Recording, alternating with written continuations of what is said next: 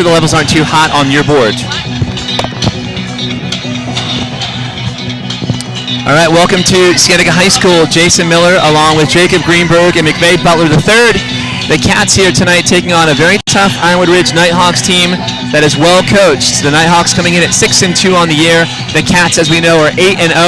Jacob, early thoughts here. What are we expecting in this game tonight? Well, two very talented teams coming into this game.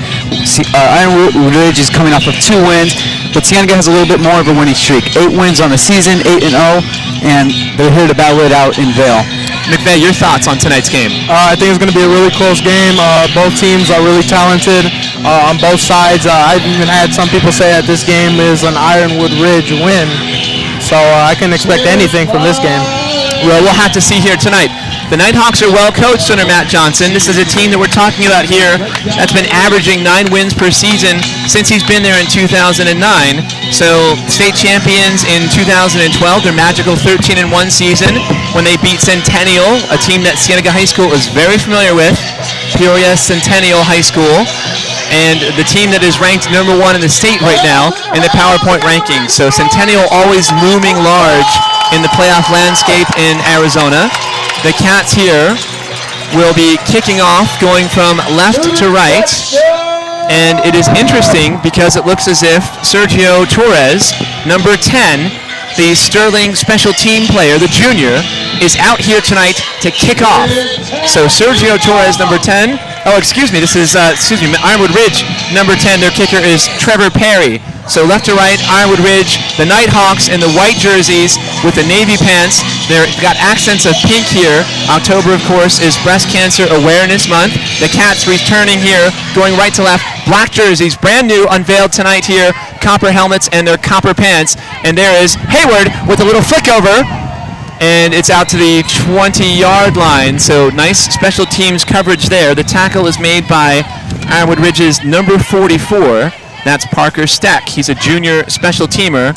And we have an injured Bobcat down on the play. Diego Ruby got the flick there from Terrell Hayward. And we'll see who that injured Cat is down on the field.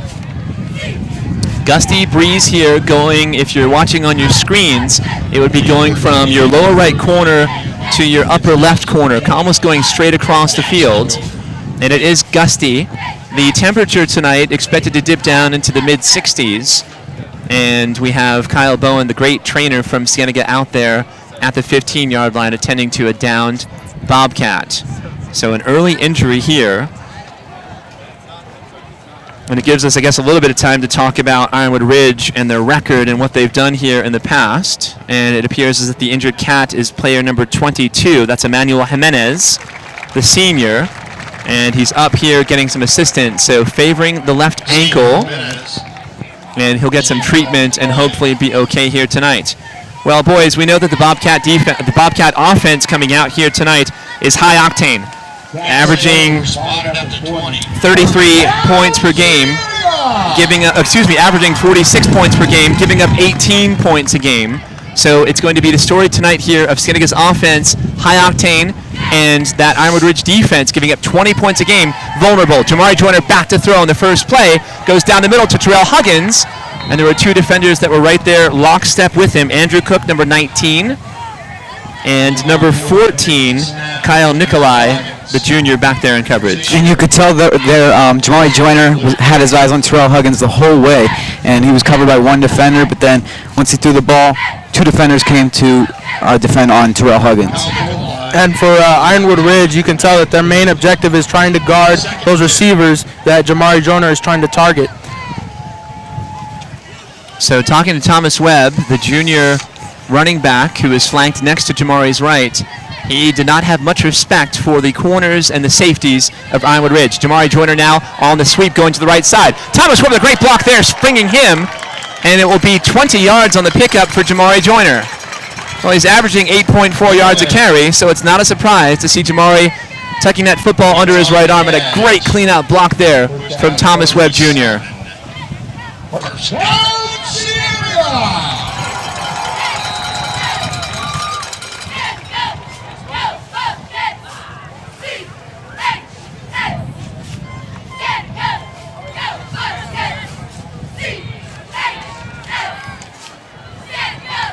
Bobcats here have the brand new black jerseys for homecoming, and their last names are stitched on the back of them. Terrell Hayward comes in motion to the near side.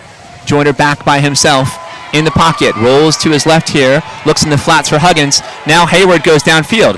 There he finds Terrell Huggins for a gain of 16 on the catch, and the tackle is made by Ironwood Ridge's Octavio Audrey Cobos, the junior linebacker, number 30.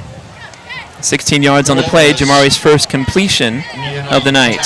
And once Jamari Joyner started rolling to his left there, you could see a little bit in the secondary, players start to challenge Joyner by going up to him. So that's how Huggins got open there on that play. And a nice job by Huggins to continue working for him and kind of looking back. Hayward went streaking down the near sideline, and then Huggins came back as a bit of a hook there, and Jamari very patiently finding his receiver. Handoff goes Terrell Hayward right side. Stutter steps. He's nearly brought down and very close to that first down marker. Tackled on the play by Ironwood Ridge's number 3, Tommy O'Halloran, a junior cornerback, and number 19, Andrew Cook, the junior defensive back. And that play you saw there is Cienega's favorite play. They run it all the time with the receiver in motion and a run to either side. And it's hard to say how they can stop Cienega just because of their run play and their passing play. Jamari has a lot of options, and limiting him is pretty hard to do. And Ironwood's defense is going to play a big part in if they can win or if they lose. Terrell Hayward, he is Mr. Playmaker for them. There's Gio Owens on the right side, the junior number 3, and he picks up 2 for the first down for the Cats. So the Bobcats here methodically moving the football forward. It's interesting, the Bobcats truly balanced on offense. They average 188 yards passing per game, 206 yards rushing per game, and we know coming in, they're 8-0 in the season with that prolific offense, 46.25 points per game, giving up just 18 a game. So when you come in, you look at on paper here, you have to think that Cienega is favored, right? They're a perfect 8-0 in the season. Ironwood Ridge, they have 2 losses on the year. They've lost to Queen Creek, who is the number 2 team in the state according to the AIA rankings, and they also lost to Mountain View, the team that the Cats will play next Friday night. The Cats call a timeout here, so 9:44 on the clock in the first quarter, and we're scoreless. And it's pretty dangerous to see how Cienega is moving the ball up the field pretty quickly. You can tell the defense is struggling a little bit to cover on the pass and the run plays. I agree. There's a lot of speed out there, Jacob, for the Bobcats, and it's a matchup nightmare for just about every team that they face, certainly here in Tucson. Big question is, how do you slow down this attack? And you would think that a team might come in and try to spy Jamari Joyner, who is excellent rushing the football. Joyner coming into tonight's game, 643 yards rushing, averaging 8.4 yards a carry with 14 touchdowns on the ground. But if you try to spy him, then I would imagine that he can just, with his arm strength, I've seen him just throw the ball like a dart off of his back foot, and it goes 45 or 50 yards on a rope. So he has such a strong arm, does number 11. I'll call him Ocean's 11, Jamari Joyner, the great quarterback, the senior, 19-1 in his career here at Cienega High School as the starting quarterback. Interesting formation here for the Cats. They've got a bunch formation with 2 staggers right and left side. Flair goes to Hayward on the left on the quick slant, and he threads his way forward for 13 yards and a first down for the Cats. And that's the dangerous part about Cienega. They can use that Jamari's ability to be multi-dynamic to get plays done. And right there, as you can see, he was in trouble, so he passes to number 7, and they created a first down off of that. Well, it's 7-11. Hayward getting it from Jamari Joyner, and they're open all night. So Hayward is able to find himself in space. He finds these little crevices in the defense, and he can operate so smoothly. At 5'9", he's got to be a difficult target to locate for the defender. He's able to slip his way past the defensive line, under the linebackers, before the corners can get to him. And here's a handoff now going to Hayward to the near side. Nice block there by Nate Amico, and it might be a gain of 2 on the carry for Hayward. And it's a little bit dangerous for them to be targeting Hayward so early in the game. As you can see, most of the plays that got them to where they are right now are based off of Hayward's play. And you got to wonder how they'll answer that, because now they're going to start focusing on Hayward.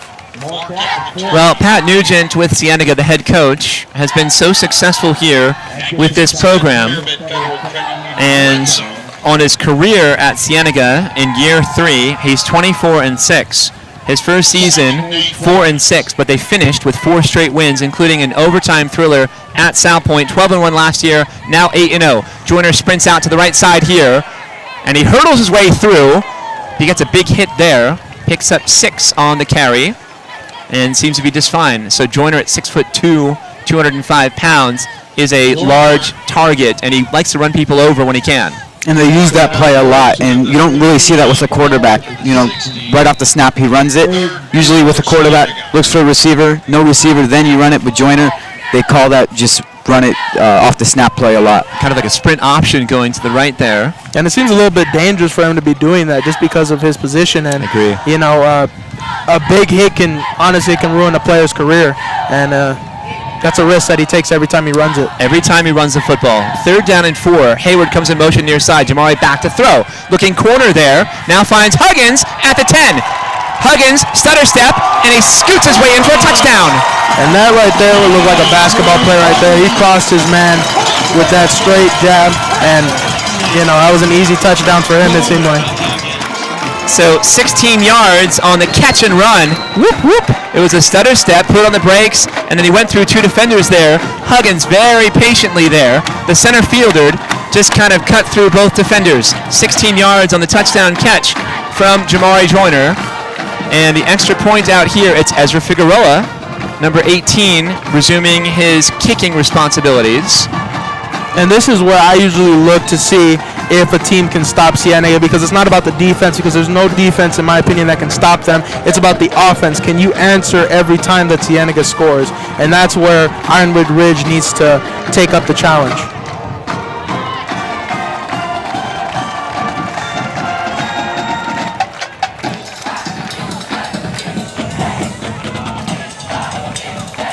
Well, Ezra Figueroa is 24 of 25 on extra points and perfect on field goals, 3 for 3. The kick is up and it is good. So the junior, Ezra Figueroa, well, we know he took a trip down to Mexico, so he did not play against South Point. And I'm not sure if he played last week against Buena down at Sierra Vista. He did not. But he's back now as the kicker. And the reason he got that starting spot back is because PJ Goko had a rough week last week at Buena. So you have 2 great kickers. PJ Coco, number 81, also a junior, did a terrific job filling in for Figueroa. And think about this, right? So the kicker coming in to the season this year was a senior, Austin Del Rio, and Austin was injured during a scrimmage. One of his own players ran into his leg, and he had the fractured tibia, I believe. So again, I want to send our thoughts and prayers out to Austin Del Rio and his family, knowing that he's having a difficult time in his recovery. Ezra Figueroa, the junior number 18, is the 2nd string kicker, and PJ Coco is really the 3rd string kicker. And under Brett Holly, the great special teams coach, all of these kickers have flourished and excelled. So 7:59 on the clock here in the first quarter, and the Cats up now 7-0.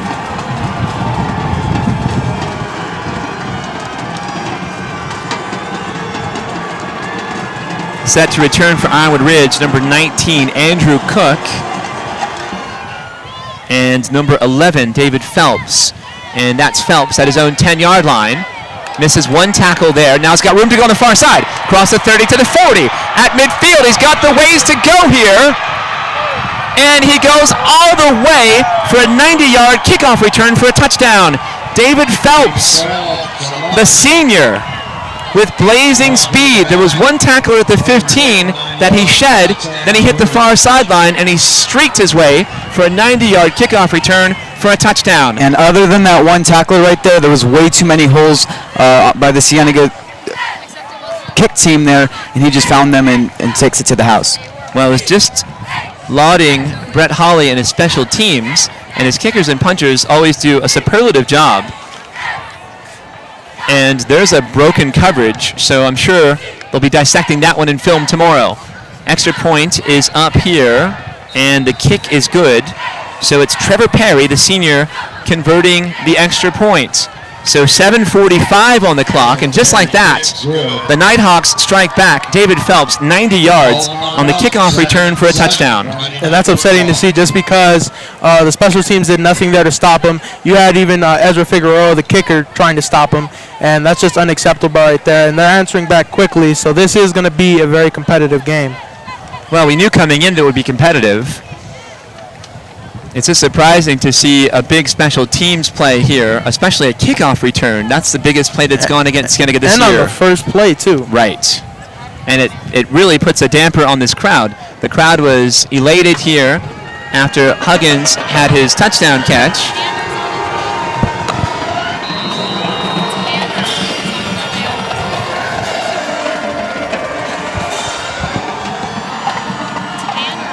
And kick is off.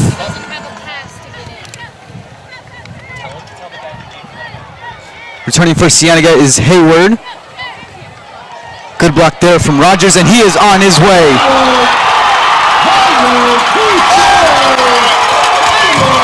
And no one there to stop Hayward. And that right there is a quick answer for Cienega. Back-to-back, over 90-yard return right there. What kind of madness is going on here at Cienega Stadium? I think that they were a little bit upset that they gave up such a big special teams return right there and let them have easy points, so they wanted to answer back. And it's kind of amazing to see that only in 5 minutes that they're already scoring this high. All right, Jacob, how long was that kickoff return for a touchdown? He got it inside the 10, and then there was a great block there from Rodney Rogers. So we'll call it a 92-yard kickoff return for a touchdown? More like a 95, I would say, just because he caught it a little bit at the 5, I would say. All right. Well, there's Terrell Hayward. The Tehe kid strikes again. His first kickoff return for a touchdown. He has 2 punt returns for a touchdown, and he shows in every facet of the game that he is an impactful player. High snap here on the extra point. Ezra Figueroa's kick is up, and he splits the uprights. So pow-pow, just like that, the Cats strike back. 95 yards on the kickoff return for a touchdown by the great Terrell Hayward, the junior, number 7. And he cut it near side and then just flew down the sideline. 7:29 on the clock. The Cats on top, 14-7. It's a track meet tonight here at Cienega. And right here, let's see if we're going to see some more madness and see another kick return like that one. I don't think so. If that happens, I think... stranger things have happened. If that happens, I think the special teams coaches are all going to lose their hair by the end of this game. Yeah, right.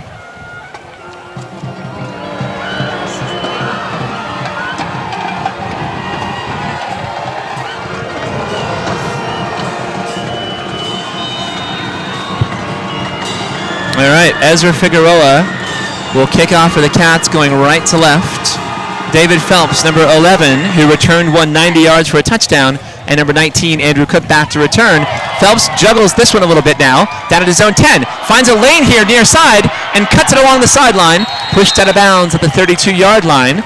Nice job there by Dylan Hoos, the senior. But another nice return, 22 yards on the return there for David Phelps. Yeah, and if you're Cienega, that can't happen. He juggles the ball. That's something that bad happens for them, and you have to take advantage of that. Well, he found a little seam right in front of him, and he went right through that gap and then cut it near side. Well, it's pretty amazing to see how dangerous their runners are. I don't think I've ever seen two players get a touchdown off of a kick. So, you know, this is where special teams is going to have a hard time today. Ironwood Ridge, Heath B. Miller, the senior quarterback, number 5. The great senior running back, Nick Brayler, number 22, is the player to watch here tonight. We look across the way and see the coaching staff from Ironwood Ridge holding up numbers. And this is going to be a very fast-moving, up-tempo attack here from Ironwood Ridge. B. Miller on the quarterback draw, nothing doing. Zach Mattis, number 50, the junior, right there to gobble him up. So a loss of maybe a yard on the play. Nick Brayler, the senior, 155 carries coming into the game, 1,239 yards, 8 yards per carry average, 13 touchdowns. He averages 155 yards per game. Last year at Ironwood Ridge, he ran for 236 and 2 touchdowns. Here's Brayler now, threading his way up the middle, dragging a tackler with him.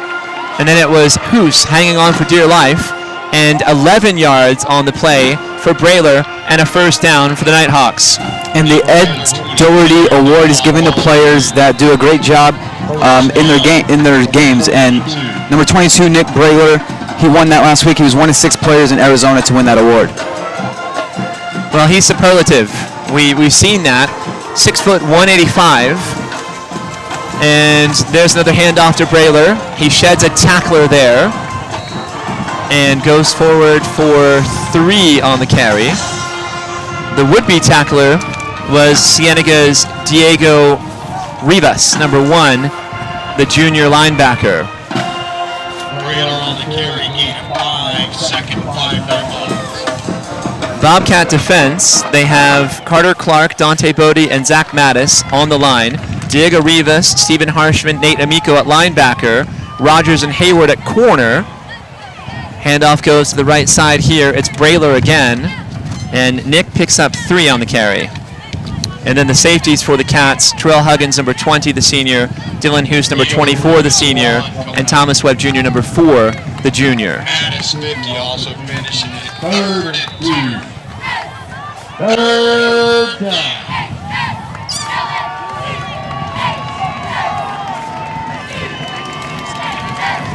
Heath B. Miller in the shotgun.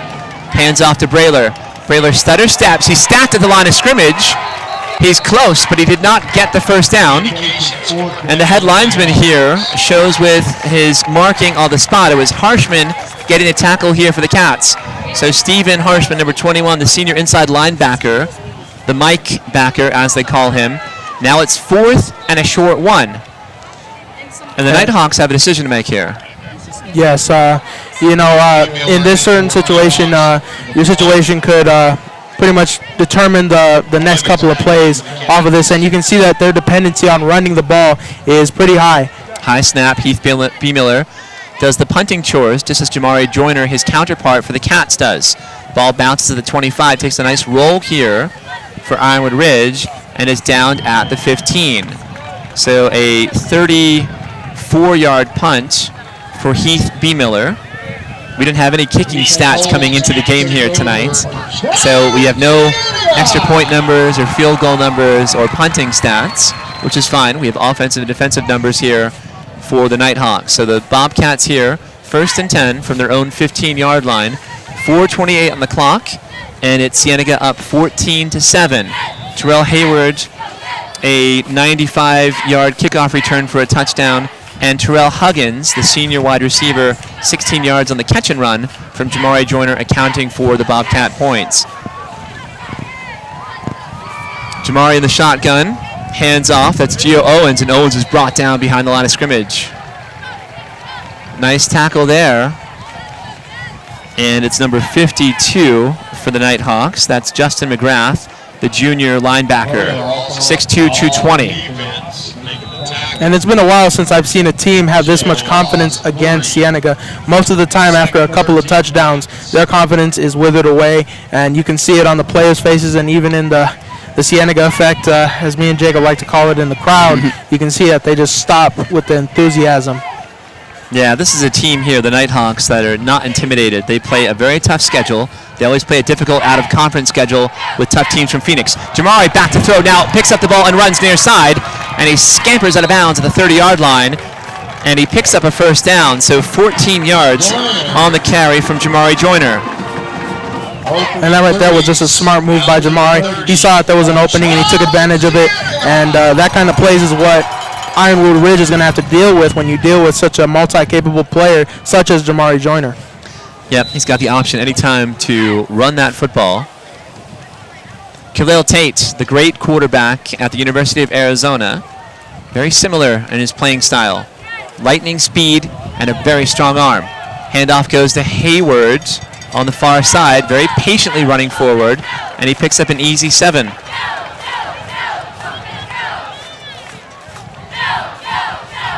So 3 carries, 18 yards thus far here for Hayward, who seems to be getting more of a steady diet of actually running the football. He's so versatile. They love to move him in motion, going near side or far side. They like to try to find ways to isolate him out in space. He's got such great hands, And we've seen him already tonight on the kickoff return for a touchdown. We've seen him bust punt returns for touchdowns. We've seen him throw for touchdowns. Well, he can do just about everything. So the Cats now in a stack formation. They have 2 far side, 2 near side, and some movement now at the line of scrimmage. And a timeout taken by Ironwood Ridge. So I think the Nighthawks don't like what they're seeing here. This formation where we have a wideout who is close to the right tackle, a wide receiver who's close to the left tackle, and then just maybe a half yard staggered inside of them. Both players just behind the wide receivers to the inside. This is a formation that Cienega has not run this year. So I'm sure that Ironwood Ridge, their defense and their coaches are like, hold on a second. We've got to try to figure out a way to slow this thing down. I'm sure that's what that timeout's all about here. And they took the timeout because they don't know exactly how to respond to the formation right off the snap. Just because if you don't know the formation, you don't know how to guard it, you can possibly give up a touchdown and already put yourself behind way too far to recover. So very interesting here. 2:54 on the clock in the first quarter. The Cats are on top 14-7. Jacob, early thoughts here from you. Well, it's been a great game here, and Cienega, they've done a great job of moving the ball on the kick return, and then they've done it on offense, and they're looking to do it here again on 2nd and 2. Probably convert the first down here with their great offense, and then keep moving it up. Stephen Harshman there at tight end. Rodney Rogers near side at wide receiver. Jamari back to throw, takes 3 steps, patient, lofts it down the center here. There's Rodney Rogers.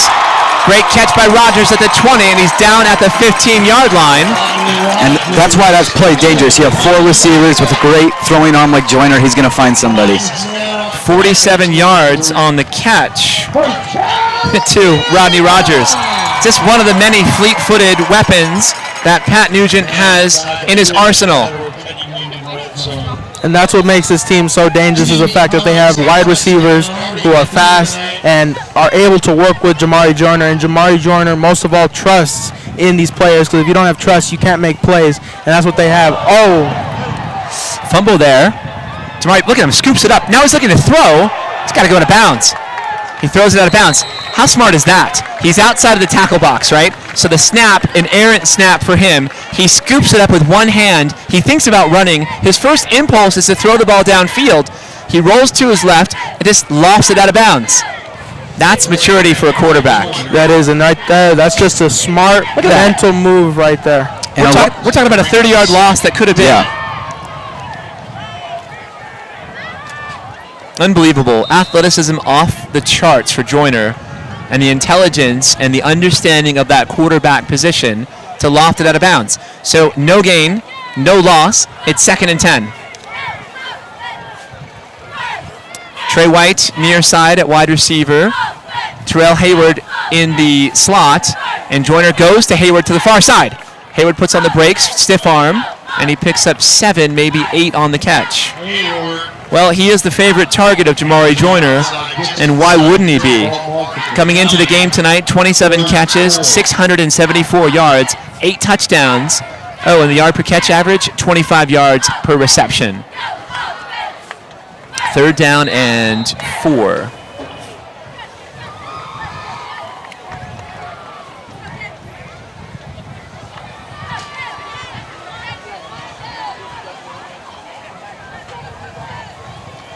Joyner very sharp passing the football tonight. He's 4 for 6, and he threw one of those away deliberately. Jamari now rolling to his left. Fires for Hayward off the hands of Terrell Hayward. Difficult catch for him. Nice coverage there. David Phelps, who scored a touchdown earlier tonight on a kickoff return for a touchdown, was right there with Hayward. So the Cats here bring out the field goal unit. And for Ezra Figueroa, this will be a 26-yard field goal attempt. His long in the season is 33. He's a perfect 3 for 3 on the year on field goal attempts.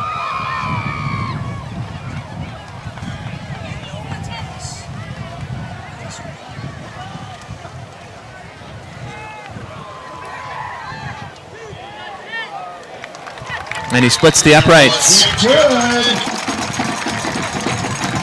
And Ironwood Ridge right there is very lucky that there was not a touchdown. A touchdown right there could have possibly ended the game just because of how 2-touchdown deficit always affects the team's mentality and the way that they go about playing.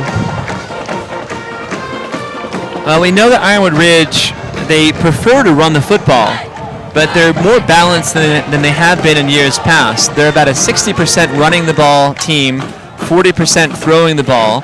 And again, Heath B. Miller, the quarterback, 60% on the year, 1,105 yards, 12 touchdowns, 3 interceptions. So a very competent, capable quarterback, and the quarterback rating of 103.8 tells you that he's in that mix. Plus, he's a tall, classic pocket passer at 6'4", 190 pounds. So if they have to throw the football, Ironwood Ridge can. They just prefer to run the ball and methodically grind games out. They try to capitalize on the other team's mistakes, and they don't make a lot of mistakes on their own. They don't fumble. They don't throw interceptions. Here's a squib kick now at the 20-yard line, down to the 10. That ball could have gone out of bounds, but it's handled here by Andrew Cook. Cook goes to the far side. He's corralled. Oh, well, there's Ethan White, number 12, the junior. Dylan Hughes, number 24, also there. Oh, nice coverage there, but Ethan White with a great tackle in open space. Ironwood Ridge has 1st and 10 here from their own 17-yard line. And going back to the passing, as you were saying with the quarterback, his build is somewhat like Jamari Joyner's. Same height, just 2 inches taller, a couple pounds lighter, but same build and same vision capabilities. And it's pretty nice to see that they're going 40% and 60% on his own. And that's kind of impressive to see a balanced team like that. Well, Ironwood Ridge's coach, Matt Johnson, is a former lineman. He played Division I football at NAU. So there are, when linemen pick schools to go to in the Tucson area, South Point is always first. Ironwood Ridge is a very close second. And I would say Cienega is number 3 if linemen live somewhere in the Vail area. So they're always well coached. And we have 6 yards on that play by Nick Brailer. So he's running very effectively as he always does. And the handoff goes to Brailer near side. There's Dante Bodie, the senior, out in space showing off his wheels. And a nice tackle from one of those senior leaders for the Cats. I don't know if I haven't seen him or anything, but number 4, Frazier, their captain running back, I am yet to see him on the field. And going in, I thought he was a very impressive runner. And it's kind of weird not to see him here. Yeah, Freddie Frazier, so he's also a senior and a running back and linebacker, so we count the captains on that team. So we'll keep our eyes open for Freddie Frazier, number 4. Passio wobbles out to the far side with B. Miller looking for Andrew Cook. Can he overhand him? Incomplete, not a pretty pass. Well, that's a hard make right there. Two defenders on one side of the receiver. It's going to the sideline like that. And those kind of passes are dangerous because those eyes on the wide receiver can be dangerous and cause an interception. And that's something in their situation of 17-7, they don't want to do that. I agree. Heath B. Miller does a little bit of everything, it appears. And he's back there to punt now for the Nighthawks. Terrell Hayward stands right at the 50-yard line. High punt here comes near side. Fair catch by Hayward. Play it right in his face. And it takes tremendous courage to stand there and make the catch. Octavio Audrey Cobos, the junior, number 30, was right there in Hayward's face. Terrell Hayward is so impressive at every facet. One of the things that is most impressive is how poised he is as a punt returner. I've seen him make fair catch after fair catch after fair catch. His talent is off the charts, and his grit is off the charts as well. And he's also a very humble athlete for being as talented as he is. Nice job there. And the Cats with great field position now at the Ironwood Ridge 46-yard line.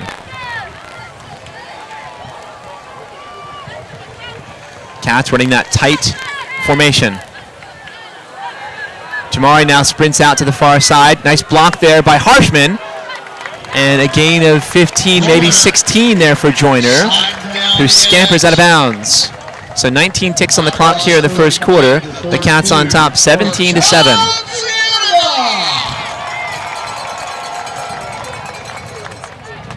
Well, Joyner's got 56 yards rushing already on 4 carries.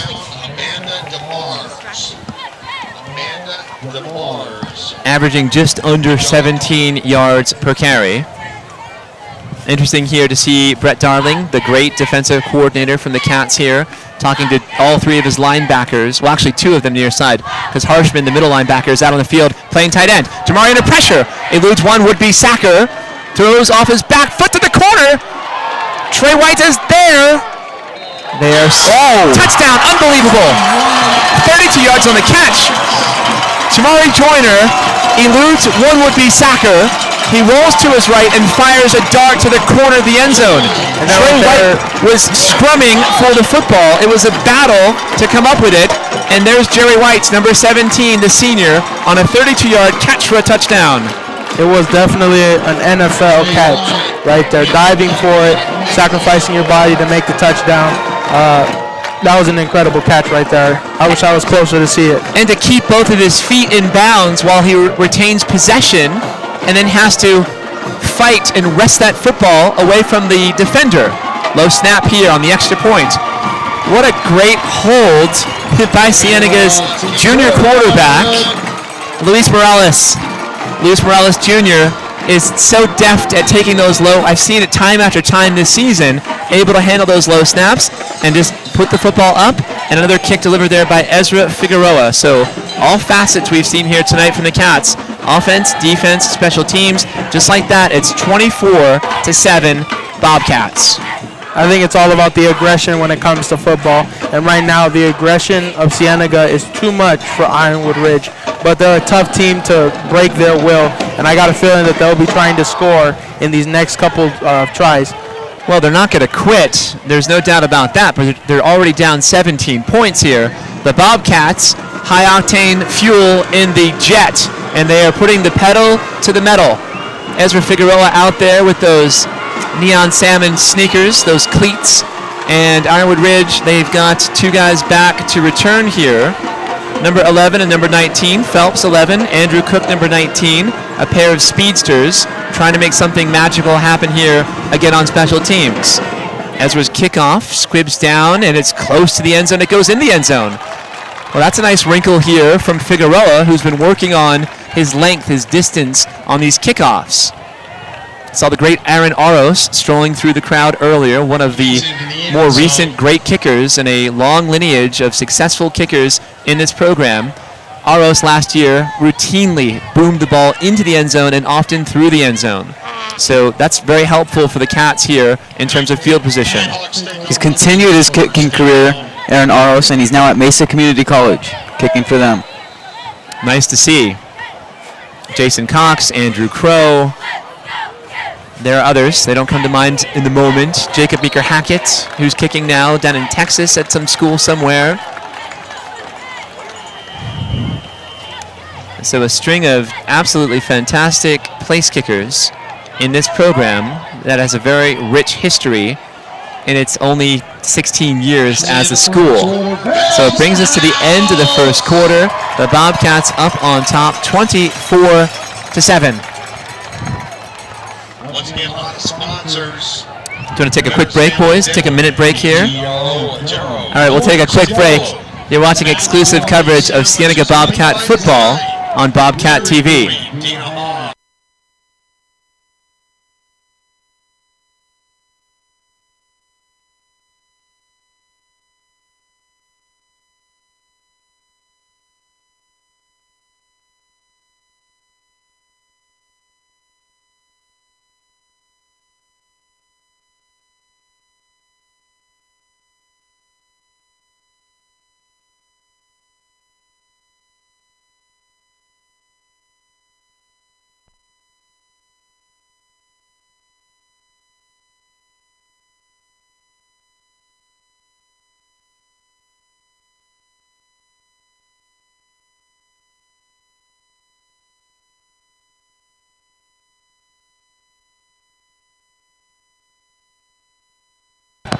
All right, back in action here.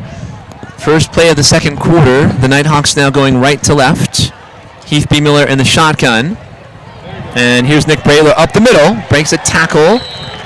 And he was thinking about much more than that. He's brought down from behind by Nate Amico. So it'll be 17 yards on the pickup there for Brayler. And you got to thank Nate Amico for that one, because if he would have not gotten stopped by Nate Amico, that would have been a touchdown for sure. No one to back coverage, and that would have been a touchdown play. Very dangerous right there for Cienega. An interesting predicament here for Ironwood Ridge. They don't want to get away from what they do. They've got to continue to run the football and mix in the pass. B. Miller now on the keeper, and Nate Amico tackles him for a sack on the play. It'll be a loss of 2. And all year long, Cienega has done a great job at keeping those QB runs from. I haven't seen a long QB run against Cienega this year. Well, it's textbook linebacking from the outside linebacker. You want to set the edge there on the outside, and your first responsibility on running plays is containment. So I'm sure the coaching staff happy to see Nate Amico doing his job there. B. Miller back to throw, under pressure by Webb, gets the ball complete. The ball is caught by Octavio Audrey Cobos, and Cobos picks up 5 on the catch. Rodney Rogers there at the left cornerback position making the tackle, and now Rodney comes off the field. Thomas Webb Jr. there showing pressure right off the bat. He's been such a great defensive player. He's made his name here on the Cienega team. Had 4 interceptions at the game against Saguaro. Right, and one of them was, he would have had 4. One of them was called off, so he ended up with a hat trick of picks. He's got 4 on the season, does number 4, the great junior. But you're right, applying pressure on the blind side there. Another weapon there on the defensive side of the football for Brett Darling, the defensive coordinator. Flare pass comes near side, and the ball is caught by Andrew Cook. Cook is the leading receiver here for Ironwood Ridge. He's got 25 catches now for 538 yards, 6 touchdowns, averaging 22 yards per catch. For the Cats, it was Terrell Hayward on the tackle, and now it's 4th down and 1, and Ironwood Ridge is electing to punt the football here. You just wonder at what point will they have to roll the dice a little bit. At midfield, they've been at midfield twice with 4th and 1s, both times electing to punt the football. Nice punt here by Heath B. Miller, backs up Hayward down to the 10. He's running backwards now, stutter steps, and is rodeo roped down to the 10-yard line. Great coverage by Octavio Audrey Cobos, the junior defensive player and special teamer for Ironwood Ridge. Beautiful punt, though. So it'll be a... Hayward is slow to get up. 44-yard punt by B. Miller. Looks like Hayward hurt his arm there. Kind of got slammed down a little bit. He's holding his left elbow. And Kyle Bowen here puts his arm around him and is checking out to see what exactly the symptoms are here. So might be a stinger, as they call it. And those, it's usually intense pain that doesn't take long to dissipate and go away. But Bowen's there does not seem to be very alarmed, although I'm sure Pat Nugent down there with his red sleeves might be a little bit concerned. That's your major weapon on offense, defense, and special teams. Jamari Joyner keeps the ball, is brought down at the 15-yard line, so he picks up 5 on the play. Make that 4 on the carry for Jamari. He's got 60 yards rushing to this point on 5 carries, so 12 yards per carry average, which is certainly gaudy for Jamari Joyner. Got to keep my eyes there on Hayward down on the field near side.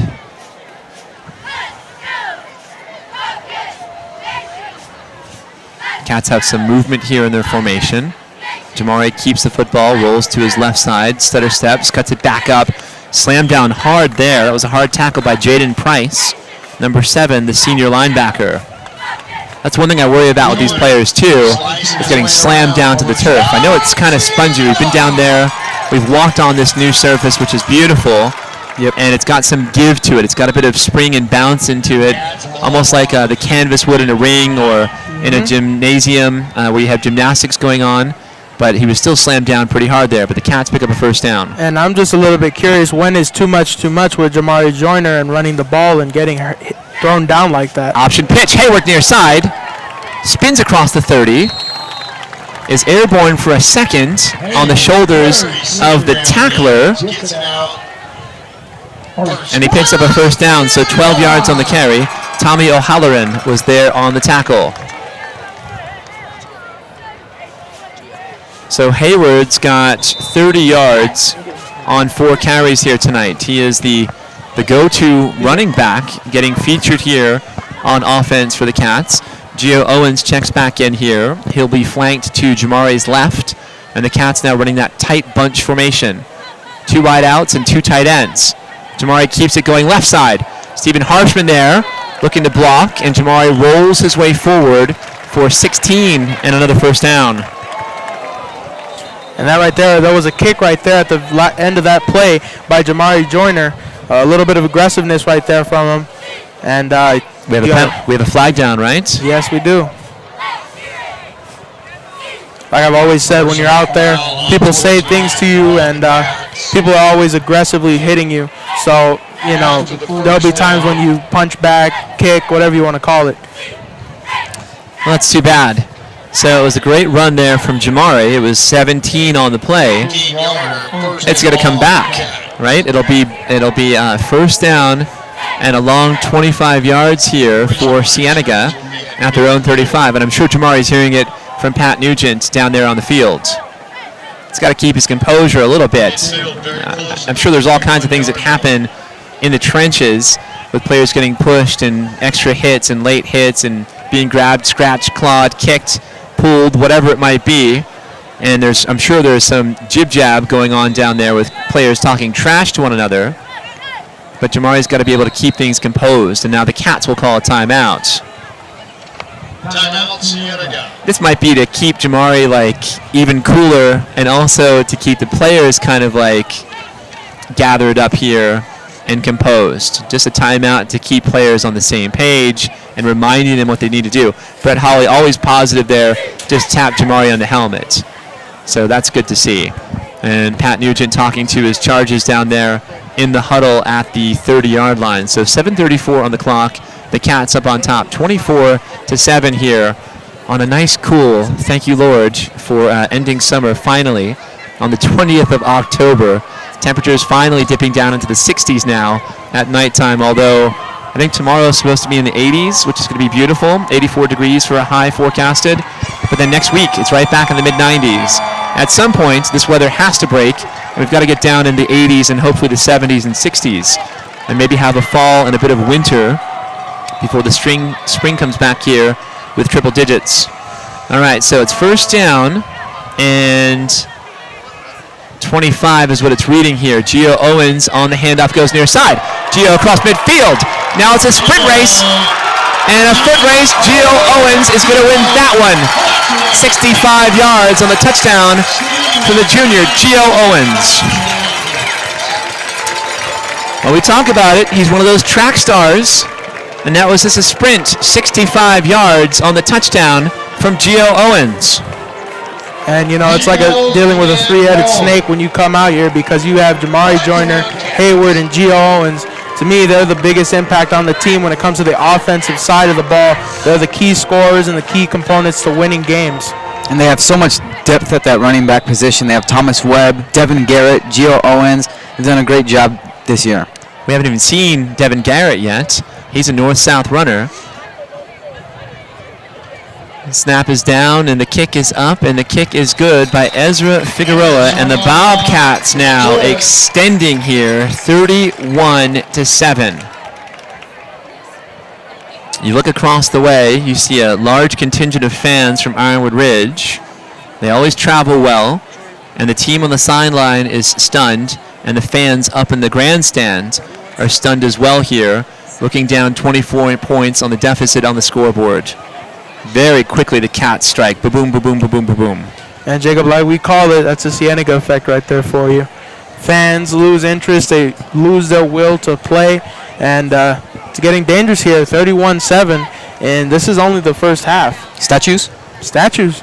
Not moving, non-existent, no energy, no life.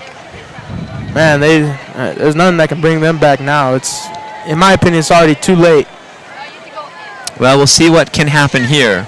Ironwood Ridge has their lone points on the board, and it came early.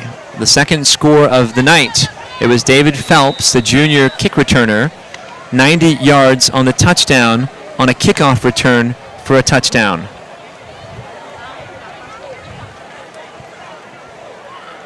Well, it's good to see Ezra Figueroa back here. We'll see how he kicks. There's a slight breeze going into the face of the Cats. Gets under this one a little bit. It bounces at the 15, and it's rolling toward the corner of the end zone. Fielded there at the 3-yard line by the Nighthawks, and I think it's number 14, Kyle Nikolai, on the return.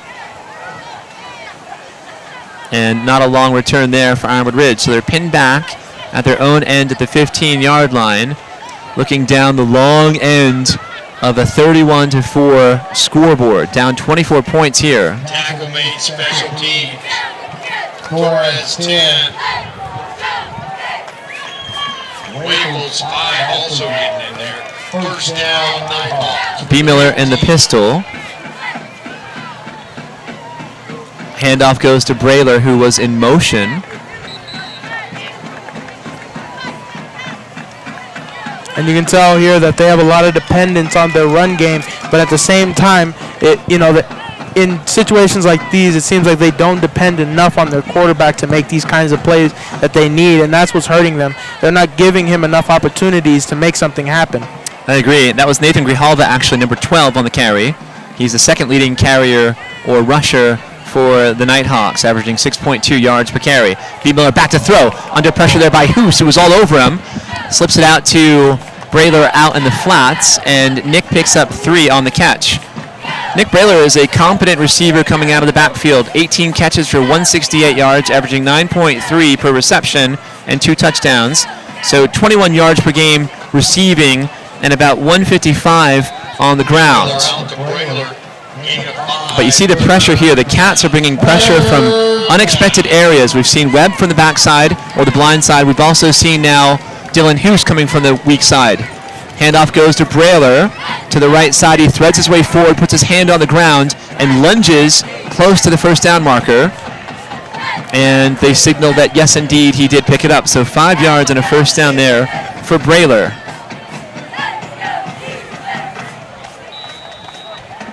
First down, Nighthawks.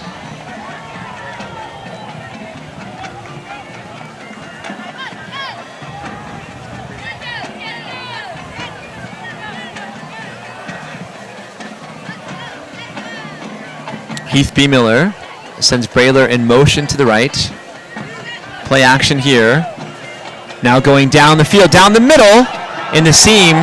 Great effort there by Brayler, just slightly overthrown, but you saw Brayler going for it, diving to catch that football, and he rolled his way up very gracefully. Incomplete, but a nice play. It was a play action pass, and it was Nathan Grijalva, the junior, number 12, on the run fake, and then B. Miller was just going, it was, I guess, a wheel route there, where you have Brayler going down the near hash mark, straight down on a fly. So Yep. just overthrown. Pretty pass there, just a little bit overthrown, but could have been a big play. Big play. Just what they need right now to get back in this ball game. 5:26 on the clock. The Cats on top, 31-7.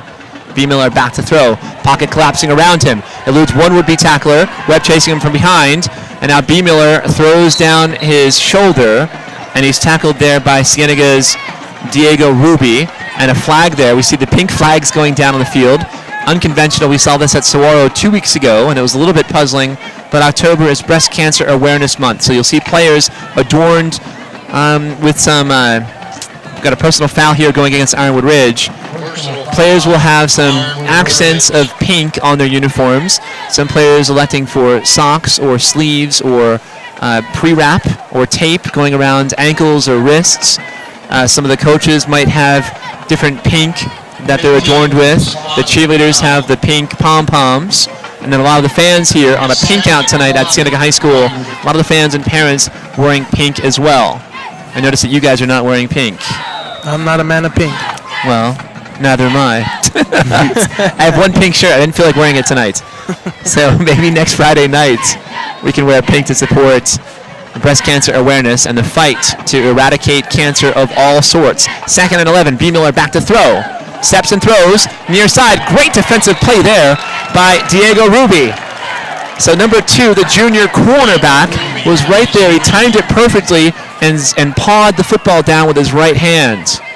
Great coverage there and moving at precisely the right moment. And you can tell B. Miller, he's a great passer. The Cienega secondary has just shut him down today. I think that's a key. Cienega has shut down corners. Rodney Rogers, 23, the senior. Terrell Hayward, number 7, the junior. Diego Rivas, number 2, the junior.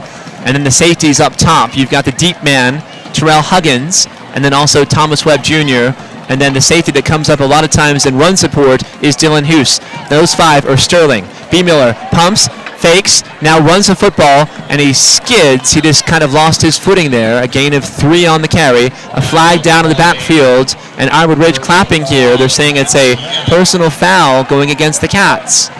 And Mr. Miller, how would you say that being the scoreboard as it is, what's your mentality, running or passing? I think Ironwood Ridge has to do what they do, and that means that they have to run the football. They've got to continue to be patient and run the football. I think it does a couple of things. Number one, it keeps the ball out of Cienega's prolific offensive attack. So they've got 4:40 on the clock here. They would love to eat Ironwood Ridge, to eat the clock here, going into the locker room at halftime, have a methodical, slow drive, and put 7 points on the board here, and be down 31-14, much more manageable, receiving the kickoff in the second half. Brayler goes up the middle here for 5. I also think that Ironwood Ridge has to throw the ball, like we've seen. They tried to find Nick Brayler on a seam fly pattern, and we've seen B. Miller trying to crank it up here, just a little bit off the mark here and there. So they got to mix it in, but I think they really can't go away from the run. They can't abandon that. It's too early to say we're not going to run the football anymore. I think this is the time, like you said a while ago, when is it that you should go for it and option out to do the punt? Could and be. I think this is the time to do it, just because of the scoreboard and just because you're trying to make a big impact and give yourself that extra push and mentality for when you come back to have that, that anger and that heart to go out there and still fight. Could be. Ironwood Ridge calls a timeout here, so they've got 2nd and 5. And McVeigh, they may be coming up with a play here, some sort of special wrinkle, maybe a trick play that they've designed, something that the coaches up top here in the press box have looked at here. They can find maybe a weakness out on the field of the Bobcat defense, some vulnerability, something that they can exploit and try to get a big play here. So we'll see what the Nighthawks have drawn up on their whiteboard, on their playbook, and what they're looking to do here. Facing a 2nd down and 5. The ball is right at the 47-yard line, right in the middle of the field on that Bobcat logo. Well, it looks just like the Penn State Nittany Lion. It's a very close facsimile of that Nittany Lion. There's a story behind that one. I won't talk about it tonight. B. Miller, flare pass goes to the far side. Fumble. Ball goes out of bounds. There's a late flag here. It might be Dylan Hoos for a personal foul or a little bit of roughing there. Dylan Hoos on the tackle. Looked like he might have grabbed by the horse collar or the helmet there. So that is the call. I didn't see that signal, but you're right, Jacob. It's a horse collar tackle there by Dylan. So 15 yards, that moves the chains. Well, that's a costly penalty and fortuitous here for the Nighthawks now. They've got 1st and 10 from the 34-yard line of Cienega. Payanis goes in motion. And the handoff goes to Payanis now. Coming near side, and he is strung out. He tries his best here for the stiff arms. And a nice job there. Excuse me, that was Nathan Grijalva on the carry. And Diego Ruby just pushed him out of bounds. So good job there by Ruby not to tackle him out of bounds or shove him extra out of bounds. He just escorted him to the near side out of bounds. So a loss of 1, Definitely. 2nd and 11. And as you can see right now, they're like at a swimming pool and trying to test to see if that water's cold or not. Yes. They're trying to dip their toe and see what's going to help them get down the field and get a touchdown. Is it the run play or is it the pass play? Well, I like that metaphor. B. Miller back to throw. Some pressure there from Zach Mattis. Nice block there from Ironwood Ridge. And a personal foul, and Mattis here feels as if he has been wronged on the play, and that is the indicator from the referee, an intentional use of hands going against Ironwood Ridge. It was number 59, Noe Becerra, the senior offensive lineman, 6'2", 250. And Zach was instantly, he popped up. I think it was a block in the back there, or an illegal use of hands going against Ironwood Ridge, so that's going to come back. And that's dangerous just because you're already down a lot. Those kind of penalties ruin your chances of a touchdown. Now you're far, far away from a 1st down, and it's going to make it difficult on these next couple of plays to try and recover. Well, Well, we've talked about it. Nothing aggravates a coach more than seeing penalties here, particularly when you have some momentum going for the Nighthawks. 3:02 on the clock and running, and Ironwood Ridge looking at 2nd down and 27 now. B. Miller back to throw. He's got some time here. Now Dante Bodie chasing him down, lofts it. Nice pass there, caught at the 25-yard line by Octavio Aubrey-Cobos. And that is a hard pass to make. You're rolling left and you're right-handed. It's hard to throw it like that. Well, he picked up 25 of the 27 yards that they needed to pick up here. So a nice job by B. Miller rolling to his left and then able to kind of pivot his hips and his shoulders and just loft one. That was a perfectly lofted touch pass. And he found his man in the flat, Octavio Aubrey-Cobos. And it's 3rd down and a big 3 here for the Nighthawks. B. Miller hands off to Brayler. Brayler threads his way very patiently now and spins to the 15.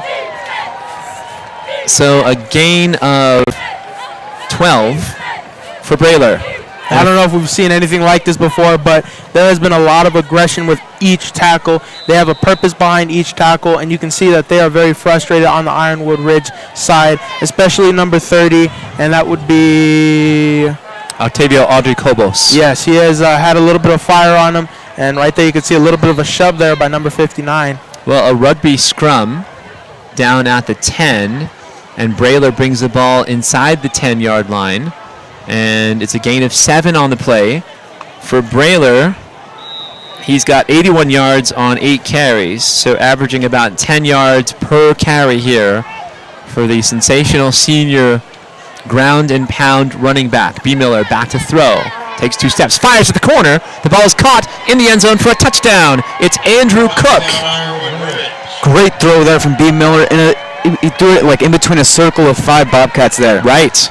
A ring of fire in the no-fly zone, and a great job to thread his way into that open space by Cook. 13 yards on the touchdown reception, and Ironwood Ridge, just like that, back in the ball game. And it seems like the Cienega effect has been broken a bit there. You can see numbers glowing over there on the side. I don't think we've ever seen anything like that. Miller, have you seen anything like that before? The numbers on the side? I've seen images on the side, pictures. Oh, in the crowd. Right. Oh, no, not in the crowd. I've not seen that. We'll talk about that in a second. The extra point is up and good. There's a personal foul here going against Cienega. So that's going to be 15 yards assessed here on the kickoff return. So after the return. So Trevor Perry, the senior, on the extra point. And now it's the Cats 31 and the Nighthawks 14. So a 17-point deficit. I know that seems pretty big, but you have to keep in mind here that Ironwood Ridge will return to open the second half. So they'll have possession in the second half. Can their defense here keep the Bobcats off the scoreboard before halftime? That's the question. And it all depends on how quick Cienega is to react. And if they feel that they should get one, you know, the real insult doesn't come until Cienega puts their 2nd and 3rd string. That is when they truly stab it at you and say, you know, you're not worth our 1st strings putting their effort on you. Right. Eva, can you get a shot across the way of those lit up numbers out in the stands? And we'll see what McVeigh is alluding to here.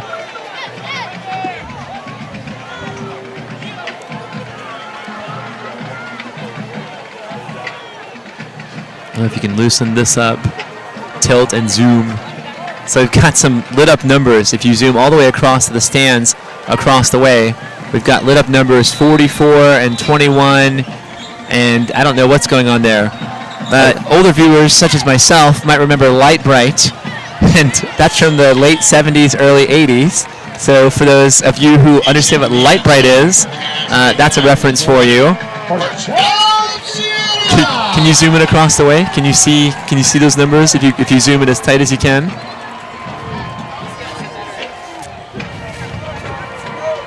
Maybe Tanner Peterson has a better shot of that. I don't know. You think Tanner's got a better view of it? You're going to stay on the action. Tanner, can you zoom across the way at those numbers lit up in the stands? All right, we'll try to get a shot for you here. Again, Light Bright comes to mind. It's interesting. They've got some lit up electronic numbers across the way. McVay, I thought you were talking about the coaching staff that was holding up numbers to signal in plays. No, for the offense and I was defense. talking about the fans. I've never seen any fans hold up the players' numbers like that. It's kind of weird for me to see that. I've never seen so much enthusiasm towards buying lights to show off. Oh boy. Well, there's a screen pass going to the far side, and Copper Wielander, the junior linebacker, was not fooled. So Terrell Hayward had to pay the price for that one. He was hit by a truck, 6'2", 210 pounds. Copper Wielander, and a loss of 4 on the play for the Cats. You know, as said, you can tell with every tackle they make, there's an aggression behind it, there is a purpose, and they are all angry at the scoreboard right now and just unable to connect with their offense. Well, Jamari's been very sharp tonight throwing the football. He's 5 for 8, 81 yards. And it's interesting to see the Bobcats here not afraid at their own 10-yard line to throw the football. Nice block there by Thomas Webb, and a beautiful strike from Jamari Joyner to Rodney Rogers. A gain of 40 on the catch from Rogers, who ran a deep out pattern. Jamari rolled to his right and fired a strike along the near sideline. 47 yards on the catch. Well, Rogers has 2 catches tonight. They're both 47 yards, so he's got 2 for 94 yards, a 47-yard average per reception. First down and 10 here for the Cats at the 44-yard line of Ironwood Ridge. 58 seconds on the clock, and now a timeout here called by Ironwood Ridge. Their defense is trying to figure out a way to slow down the Bobcats and keep them off the board. Well, that's such a hard thing to do because you have Jamari Joyner rolling. They've seen enough of him running tonight, so you don't know if he's going to run it or if he's going to pass it. That's what's so hard about defending against this Cienega Bobcat offense. And, you know, it's hard to really say how you defend Jamari Joyner just because he is so multi-dimensional with the way he plays. He's able to do, you know, amazing throws with accuracy and at the same time run very, very fast like a cheetah through the line. And it's kind of amazing to see how capable he is of making these types of plays. I love it. I think prayers are helpful. You can certainly pray the rosary or say your prayers at night, and you can try to scheme all you want to. You have to have the speed and the talent on the defensive side of the ball. You've got to have the personnel and the players that can match up. There aren't too many teams that have the kind of speed to be able to neutralize what Cienega can offer on the offensive side of the football. Jamari Joyner, number 11, Oceans 11, the quarterback, the senior, at the 45-yard line, and Rogers goes in motion. Jamari thinks about running here. He's got some pressure from his blind side. Now picks it up running near side. Tight roping down the sideline to the 15. We'll see how far he goes where he's marked out. It looks like he's out at the 18-yard line. So a 26-yard pickup there for Joyner, who makes it look so easy. And what should have been a tackle at about the 35-yard line turned into a big run from Joyner because of his speed. We've seen him walk that tightrope so many times. We saw it at at Rincon High School when the Cats played Tucson. We saw it in week 1 at Marana when he pulled a 19-yard touchdown out of his hat, and there we've seen it again now. So he just makes it look so easy. The Cats have 1st and 10 at the 18-yard line, 48.7 seconds on the clock, and speed aplenty. Rogers flanking Joyner, Hayward in motion. Handoff goes to Terrell. Actually, Jamari keeps it on the quarterback keeper, goes left side, and picks up 4 on the play. It'll be 2nd down and 6. And you can tell that play was meant for Hayward right there, but Jamari at the last second, it seemed he looked and saw that it was coming, so he had to fake it as quick as possible because that would have been a loss right there, and they're trying to get this touchdown, it seems like. They have plenty of time to do it with 34 seconds left on the 18-yard line. I think we've seen him do it in 10. That's how incredible this offense is. Yes, I agree. So the Bobcats, they squandered a couple of seconds there by allowing the clock to run. So they have 34.8 seconds on the clock. The Bobcats have called their final timeout. Ironwood Ridge is also out of timeouts. So the clock is a factor here, certainly. And this team right now, as you can tell, this team is like it's on life support right now. And there's nothing that they can do right now. It seems like just because of them being so close and you have to predict whether it's a run or a pass, being able to target so many targets at once is so difficult with this offense. So it's more of a guessing game, and whether you guess right or you guess wrong, it can depend on a touchdown or no touchdown. Well, this is Cienega's game, and when I say that this is their game, this is what they like to do. They don't mind getting into a shootout with the other team, and they don't mind getting into a track meet with another team. That kind of plays into their strengths. So up 31-14 here. The Cats averaging 46.2 points per game. Hayward comes in motion near side. Joyner back by himself in the shotgun, rolling to his right. Time to throw. Corner of the end zone. Touchdown, Terrell Hayward. Unbelievable. 14 yards on the catch. Yeah, that was definitely a great catch from Hayward. While he was in the motion of a dive, he caught that ball right at the end of the corner of the end zone. And you know what, right here, I'm just curious to see Jamari being a senior, how will they play next year when they don't have him? The style will have to change, and they don't have that number one option of being, so capable of running and passing at the same time. And I think it won't affect them that much because they do have Luis, but at the same time, you do lose an incredible talent. I agree. Enjoy Jamari Joyner while you have him, folks, because he's special. The extra point is converted by Ezra Figueroa, and pow, just like that, the Bobcats, 38-14, 28.5 seconds on the clock. You're right, Jacob. It was a great outrun there from Terrell Hayward. He came in motion, and they just ran a straight 15, 17-yard out play and made a great catch, 14 yards on the reception. He was fully extended, both toes on the ground, right by the near pylon, and was able to hold on to that football and make another great catch. And a team that can almost score 40 points in 1.5, this is why they look like state champs already. This is difficult to call, but they've shown amazing will and amazing strength with whoever they play, even teams that seem more difficult to defeat, such as South Point and Ironwood Ridge. Well, Jamari Joyner has 3 touchdown passes here tonight, and he is 6 out of 10 throwing the football. And I know that I haven't kept up on my yards throwing here, but he's at 100 yards throwing the football. He's got 8 carries for 106 yards. No touchdowns on the ground, but he's done it with his legs here. So the kickoff goes to the 18. It's fumbled slightly and then finally picked up here by David Phelps. And Phelps is caught from behind. And it's Sergio Torres, the great special teamer from Cienega, there on the tackle for the Cats. I don't know what it is about this team with them and slipping, but they have slipped at least 5 times this game.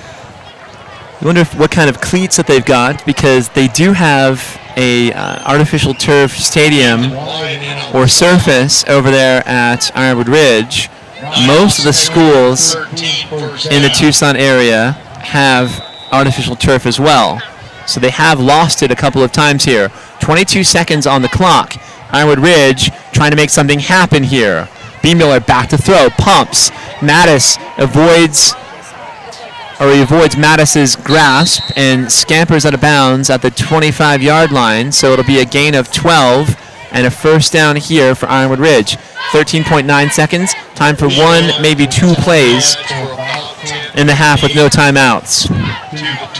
And this right here, it'll end the half just because they need some luck to get another touchdown right here. But a touchdown right here would still give them that confidence going into the locker room that they really need and to feel like they're in this game. A trick play is certainly a possibility. That's something that I would roll the dice on here.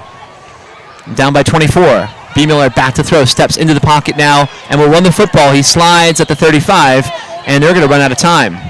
So he picks up 9 on the carry, and tick-tock, the clock is out of seconds. So we'll go to halftime. The Bobcats of Cienega High School and their prolific offensive attack and their special teams attack now up on top, 38-14. A lot of action, boys. A lot of points on the board. There is, and this is pretty upsetting to see on the Ironwood Ridge side. Yeah, like you said, McVeigh, a lot of confidence coming into this game, and now they are down 24 points going into the half. And I'm surprised. Their first play was an amazing kickoff return, and that fire and that ability has just disappeared over these last couple of plays, and these 2 quarters have shown that they are not the capable team that we predicted. almost like a flash knockdown in boxing. Somebody gets hit with a shot, they're not ready for it, they're dropped to the canvas. So the Cats had that knockdown there, and it was a 90-yard kickoff return for a touchdown by the senior David Phelps. And then after that, it's been Cienega. Terrell Hayward answered with a 95-yard kickoff return for a touchdown. Ezra Figueroa drove a 26-yard field goal. Trey White, a 32-yard touchdown catch from Jamari Joyner. Gio Owens, a 65-yard touchdown run. And then Ironwood Ridge had their second touchdown. It was Andrew Cook on a beautiful 13-yard reception from their quarterback, Heath B. Miller. And then Jamari Joyner connected with Terrell Hayward on a 14-yard precise pass to make it 38-14 here. Terrell Huggins scored the first touchdown for the Cats. It was 16 yards on the catch and run, where he put on the brakes, spun to the right, and went in the end zone between two defenders. So now we've got the Bobcat Copper Thunder Marching Band under the direction of Jim Matsushino. So stay tuned for that. We'll bring you exclusive coverage of the band here at halftime. After the band plays, it'll be homecoming festivities. We'll bring you that coverage as well. You're watching exclusive coverage of Cienega Bobcat football on Bobcat TV.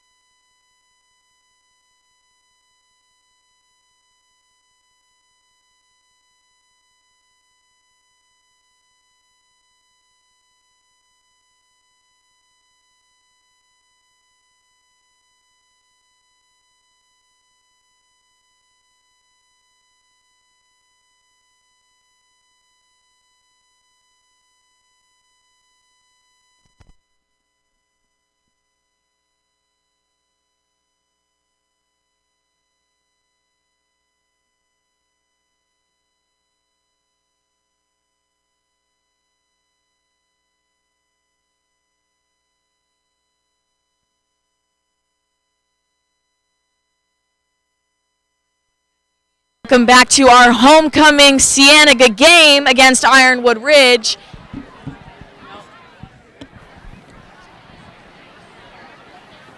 Against Cienega Ironwood Ridge. The score is 38-14, and Cienega has a high-octane attack, and they will score points at will. Jamari Jorner has 3 touchdown passes and 100 yards rushing in a nightmare as he defends for Cienega. Terrell Hayward, a 95-yard kickoff return for a touchdown and a 14-yard touchdown catch. Terrell Huggins, a 16-yard touchdown catch, as well as Trey White, 32 yards touchdown catch, and Gio Owens, 65-yard touchdown catch. Speed kills, and Cienega has an abundance of it. Will Ironwood Ridge be able to slow down the Cienega Bobcats as well as the Nighthawks? Will they receive the kickoff to open the touchdown second half? That's all for now. Back to you, Bobcat TV. All right, great job there from Bella Cousins, the intrepid sophomore reporter for Bobcat TV. And her last question there, will Ironwood Ridge be able to answer back? On that first play coming out of the half, the kickoff, they did, rushing it down to the Bobcats' 45-yard line. Well, it's a nice boost for them. Go ahead. Very nice boost. But the main thing here is whether or not you depend on one or the other, or do you have to do both at the same time. Passing and running need to be used at the same equivalence to win this game. Well, there's the wrecking ball running back, the senior Nick Brayler on the carry, and he picks up 11 and a first down here. Dylan Hoos on the tackle.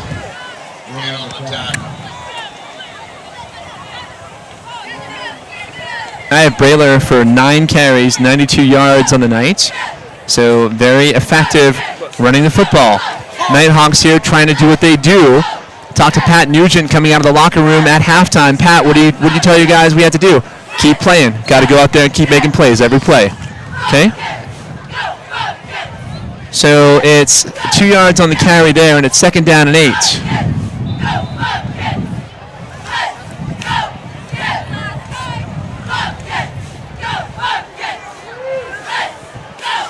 Ridge here methodically running. It's interesting, the play clock here at Cienega is often not functioning. It seems to be working right now, so we can see like how many seconds there are on the play clock. 6 seconds and counting here. B. Miller hands off to Brayler. Brayler goes right side and moves that stack of defensive tacklers forward as he plunges for 10 yards and another first down. Throughout the season, we've seen Cienega defense just stop talented running backs. But Brayler here, he's done a great job at getting through. We've seen even the 7 yards, like those 7-yard gains, we haven't seen that from a running back this season. They usually stop him right off the line. Right, and he's got some very quick moves, and he's always moving forward. So he's patient, he threads his way forward, he finds a hole, and then he hits it. B. Miller, flare pass goes to the near side. Nice screen, nice block there. Down to the 20, into the 10, rolled down inside the 5 to the 4-yard line. So it's a 21-yard reception for Octavio Adre Cobos, the junior, who is the leading receiver here tonight for the Nighthawks. And as you can see there, their composure has not wavered at all, even though the deficit is still 17 points, and that is nice to see the competitive fire that Ironwood Ridge is playing with still. 38-14, 9:50 on the clock here. The Nighthawks in their opening possession of the second half, very impressive, moving down the field. Threading into the end zone for a touchdown, it's Nick Brayler. So 5 yards on the carry by Brayler. And right out of the half, they have a great drive downfield, highlighted by that big kickoff return, and they mount their way down into the touchdown. And as you can see there, the colors, the lights are going up. What did you call them, bright lights? Light brights. Light brights. They're going up now. This is great. I'm gonna have to show you on my phone or whatever after the game here what light bright is. I'm afraid that I'm going to set you up for disappointment. It's not that exciting. Kick goes up here, and it is good. Trevor Parry, the left-footed kicker, the senior, number 10 for Ironwood Ridge. And the Nighthawks now strike first here in the second half, methodically moving down the field, and it was largely on the powerful legs of their senior running back, number 22, Nick Brayler, the scorer, with 9:41 on the clock in the third quarter. The Bobcats 38, the Nighthawks 21. And that touchdown there definitely gives this defense some confidence. Now they're going to want to stop them here and try and add more points to come back into this game. And in these situations, you got to wonder how Cienega will answer. Are they going to put their first strings in? It seems like Jamari is already ready and geared up to go. And I got a feeling that those third strings are not going to be able to see much playing time today just because of the atmosphere that this game has. Yeah, they might not see any playing time tonight. This is a close game here with a formidable opponent who is well coached, they're disciplined, and they're poised. Hayward at the 10. Cuts it near side. Rogers blocks for him. He's brought down to the 20-yard line. Nice tackle there. It looks like it was 47 from the Nighthawks. And number 47 is Cole Madrill, the sophomore defensive back, 5'10", 170. Cole Madrill, 47 in on the tag for the Nighthawks. Well, Cienega High School, we know they're 8-0 coming into the game tonight. They won that shootout, one of the all-time great football games that I've seen at any level, coming back to beat Marana 57-50. Week 2, they returned home and beat Shadow Ridge 51-6. Then they played Nogales in week 3 here at Cienega, 43-0. At Flowing Wells, 56-14. At Tucson High, 51-17. And here we have Joyner here rolling to his right. Stutter steps, comes back. Well, he's got the speed to turn the corner. A little stutter step there, and just lunges forward and hops his way for 7. So again, the magician, Ocean's 11, Jamari Joyner, making something out of nothing. Tim Nichols, Jinx, he got me on that one. We said the same thing at the same time. The great public address announcer here at Cienega. To repeat here and keep going here with the schedule for the season, the Cats beat Sal Point here in week number 6. It was 30-20. And then at Saguaro, 49-28, and at Buena, 33-10. So we've seen all those games with the exception of Buena. We didn't make the trip last week. Took a week off. Bobcat TV needs a little bit of rest and relaxation from time to time. 2nd and 8. Hayward goes in motion far side. Joyner back to throw. Skips his way forward and is brought down behind the line of scrimmage. And it's number 88, Braden Smith, the senior, 6'4", 270. And it is embarrassing to see how Jamari Joyner can just embarrass players out there. Again, last play, he turned nothing into something, and that is just the impressiveness of his mentality every time he plays, has the mental fortitude of a well-trained quarterback. Yeah, under the tutelage here of Pat Nugent and Todd Welch, Zach Ortiz, Brett Hawley, Mark Fantana, the offensive brain trust of the Cats. It's 3rd and 10. Hayward flanks Joyner to his left, and Terrell goes in motion to the far side. Well, if you can get Terrell Hayward out in space, that's a good start for the Cats. Terrell looks to throw. Near side, there's Jerry White at the 40-yard line. Little shake and bake. Puts the football in his left hand and picks up big yardage there. So 33 yards on the catch for big Jerry White, number 17. And it's funny to see that we have not had very much excitement these past couple weeks ever since the first game, just because Cienega has been on a roll with having big blowout games, and this I think is one of the closest games we've had in a little bit. Would you say so, Jacob?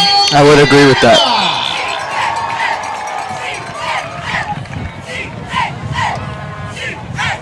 So Trey White has 2 catches tonight. One's 32 yards for a touchdown. The other one's 33 yards moments ago. Jamari keeps the football. Slashes up the middle, runs over the safety, and he picks up 9 on the play. Tackle made by Tommy O'Halloran, undersized at 5'7", 150. When you look at Jamari Joyner at 6'2", 200 pounds. Jamari is running the football here very effectively tonight. Well, he always does. 9 carries, 116 yards, 3 touchdowns passing. I don't think we've seen, Mr. Miller, this kind of aggressiveness running the ball from Jamari as much of late as, if not at all, this season. I agree. It looks as if the game plan for tonight was to deliberately run Jamari Joyner, and they've been effective doing so. So why stop? Handoff goes to Terrell Hayward to the far side. Across the 30 to the 25-yard line, and he spins out of bounds. Picks up 5 and a first down for the Cats. And you know what makes Jamari so dangerous is unlike a running back, he doesn't need to be set up for a run play. He just, whenever it comes to mind, he can just run the ball. And that's the unpredictability that every team faces, and that's where they usually lose the game, is trying to predict what Jamari does and being able to capitalize on them stopping him. Well, it's interesting. We know how much Rich Rodriguez, the coach from the Arizona Wildcats, loves those quarterbacks that are mobile and also have strong arms. And I was wondering a couple of weeks ago if Rich Rod was going to be the coach for the Cats. Well, now with Khalil Tate and all the success that they've had, it looks like Rodriguez is going to be coming back. They'll probably sign him to an extension. We know Jamari Joyner is highly coveted by Rodriguez, and I could see him going to the next level and playing quarterback at the U of A. Let Khalil Tate come back for a junior year, be a Heisman Trophy candidate. If he's super successful, he can make the leap to the NFL. And then Joyner has a year as a redshirt, next year as a freshman, and maybe as a sophomore. They can turn the reins or the keys to the car over to him. I know ASU likes him as well. I don't think ASU wants Jamari as a quarterback. They've recruited him as a safety or an athlete. So very interesting developments here. That's great for Joyner, too, to be behind Khalil Tate. As we've seen him in these past 2 games, Joyner likes that kind of game, and he'll be behind him and learn things from the great. Well, Gio had springs under his sneakers there, and he goes forward for 8 yards. Gio has a 65-yard touchdown here tonight. And now he's got 3 carries for 69 yards and a touchdown. First and 10 Cats. Not to switch up sports, but it's amazing to see the durability that football players have to have. There's been situations where I've wondered, like Gordon Hayward in basketball, getting an injury off of just a landing. How do these players have so much durability not to get injured like that? Yeah, it's a good question. What a horrific injury that was to the talented, great player from Butler University. Almost knocked out Duke in the title game on a half-court prayer of a shot that was off the rim. Great shooter, great player at Utah. Boston signed him as a free agent, and they thought he was the player to put them over the top. So when you trade for a player like Kyrie Irving, I know I'm in your zone now here, McVay, as a basketball aficionado, and Jacob as well. I know you're big basketball fans, but it's difficult to see a player like Gordon Hayward go down, especially in the opening night on an alley-oop, and it's kind of an errant pass, and to see him land like that. So I know he tweeted earlier today just letting the fans know from Boston that he's going to be okay. So we wish him the speediest of recoveries and also a full recovery for him. But you just never know with players. So we have a delay of game here going against the Cats, and it'll make it 2nd down and 15. And don't talk about baseball. I don't know what the score is in the game tonight. I don't want to know. I'll go home tonight. I'm living in my own cocoon. And when I go home, I'll watch that game tonight and watch all 3 hours of it. So you know where my loyalties lie with the Bronx Bombers from New York. So don't tell me what happened tonight. 2nd down and 15. Hayward in motion. Jamari sprints out to the right. Hayward stops on a dime. Fires to the corner. Off of Rodney Rogers' hands. Rogers has 2 catches tonight, and he's at 94 yards receiving. The fleet-footed senior track star. And we've seen dive passes, one tonight going an amazing catch, a dive pass such as that one, incredible, but it's hard to pull off twice just because players have to be in the right position at the right time and have the right placement to catch the ball. I mean, that's an NFL caliber throw. When you have a player that can sprint out like that and hit those out patterns with the velocity and the zip on the football, there's no loft on the ball. If Jamari wants to throw it on a dime, on a rope, he has the ability to do that. 3rd down and 13. Hayward in motion again. What a nightmare for defenses to contend with Terrell Hayward. Jamari back to throw. Fires in the corner again.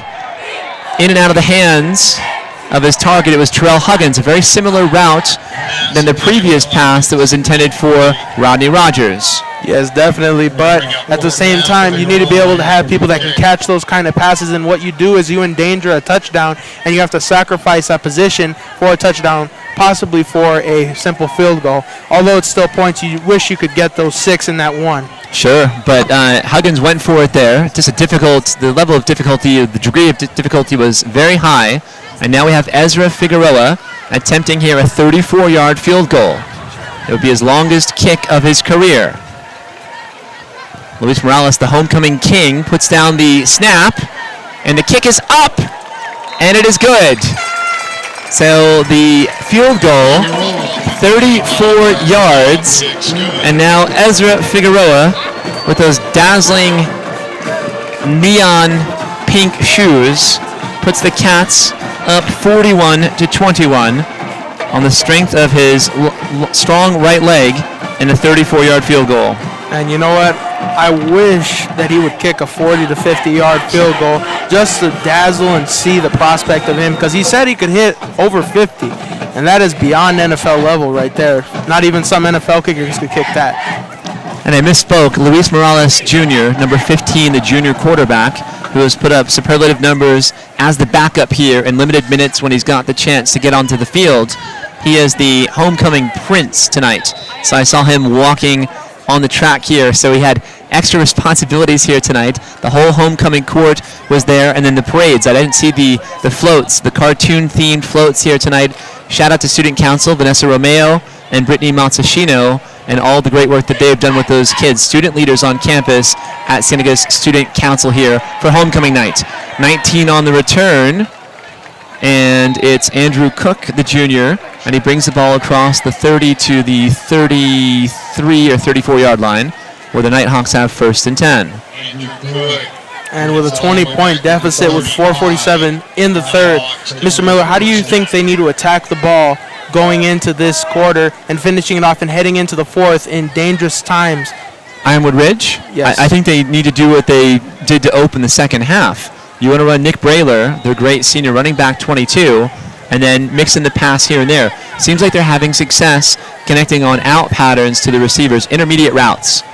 Handoff goes here on the end around. Oh, good tackle there by Cienega's Luis Morales Jr. So the backup quarterback is out there playing at safety here, getting some minutes. And it was Andrew Cook on the carry, and he picks up 5, makes it 2nd and 5. Morales was just following the runner there all the way. He knew that play was going to happen. Great tackle there from Morales. It's interesting. He's back there at the free safety, the deep safety spot. So you wonder what's up with Terrell Hungids, who usually plays that deep safety position. Brayler goes to the left side. He picks up 7 and a 1st down here for Ironwood Ridge. So it's a steady diet of Nick Brayler, ground and pound behind that massive and talented offensive line for Ironwood Ridge. Nighthawks have the ball. 1st down. And, you know, honestly, we're yet to see a physical specimen like Jamari Joyner on the opposite opposing side of the ball. And when that happens, I'll be very interested to see how our defense can respond to that. Got some movement here now going against Ironwood Ridge. So a false start will make it 1st down and 15. Remember, Nick Brayler coming into the game tonight, 155 carries, 1,239 yards, averaging 8 yards per carry, 13 touchdowns. He averages 154 yards per game. Right now, I've got him at 12 carries, 114 yards, and a touchdown. Last year, he shredded the Bobcat defense at Ironwood Ridge for 236 yards and 2 touchdowns. So the later the game goes, the stronger he seems to get. Handoff goes to Brayler. He threads his way to the left side and is brought down after a gain of just 2 on the play. Tackle made by Thomas Webb Jr., number 4, who slashed his way in there and went low on the tackle. 2nd down and 12. And Luis right over there, and Jaden Price, a little bit of pushing right there. I'm surprised we didn't see a flag. I don't know if you guys noticed that, but a little bit of aggression right there from Luis Morales. I did not notice it, but I'm glad that you did. 41-21, 3 minutes on the clock here, 3rd quarter. Cats up on top. Heath B. Miller back to throw. Now he's on the quarterback draw, thinks about running it. Now he's thinking about throwing it, gets a nice block, goes far side, and he scampers for a gain of 12 maybe. We'll see where the linesman has him going out of bounds, actually. He was trying to walk the tightrope. Nobody does that like Jamari Joyner. So he's a little bit short of the 1st down. It'll be a 3rd down and a manageable 4 here for the Nighthawks with the ball placed at the Bobcats' 47-yard line. What I've noticed in these situations is that usually in these cases, Cienega is forcing and putting a lot of aggression to stop them, and penalties also draw them back in these sort of situations. There's Brayler going up the middle for a gain of 13 and a 1st down. Brayler. Nick, 127 yards on 13 carries. Ground and pound. No time to panic here for Ironwood Ridge. Their coach, Matt Johnson, has been successful everywhere he's been. Rincon University High School, made the leap to Catalina Foothills, took them to the playoffs, and then he made another leap to Ironwood Ridge, realizing that that community would be able to support a powerhouse team on a perennial basis. Brayler lowers the shoulder, runs over Webb, and picks up 4. And that's one person I have not seen at all tonight is Thomas Webb. He is usually a big impact player, but I'm yet to see him make any big plays. Jacob, what do you think? I've seen him, but I've never seen him get run over like that. True. This is true. And Webb's a big package, right? So at 5'10", 203, he's got a little bit of weight on Nick Brayler, who's 6 foot 185. He's got about 15 pounds on him.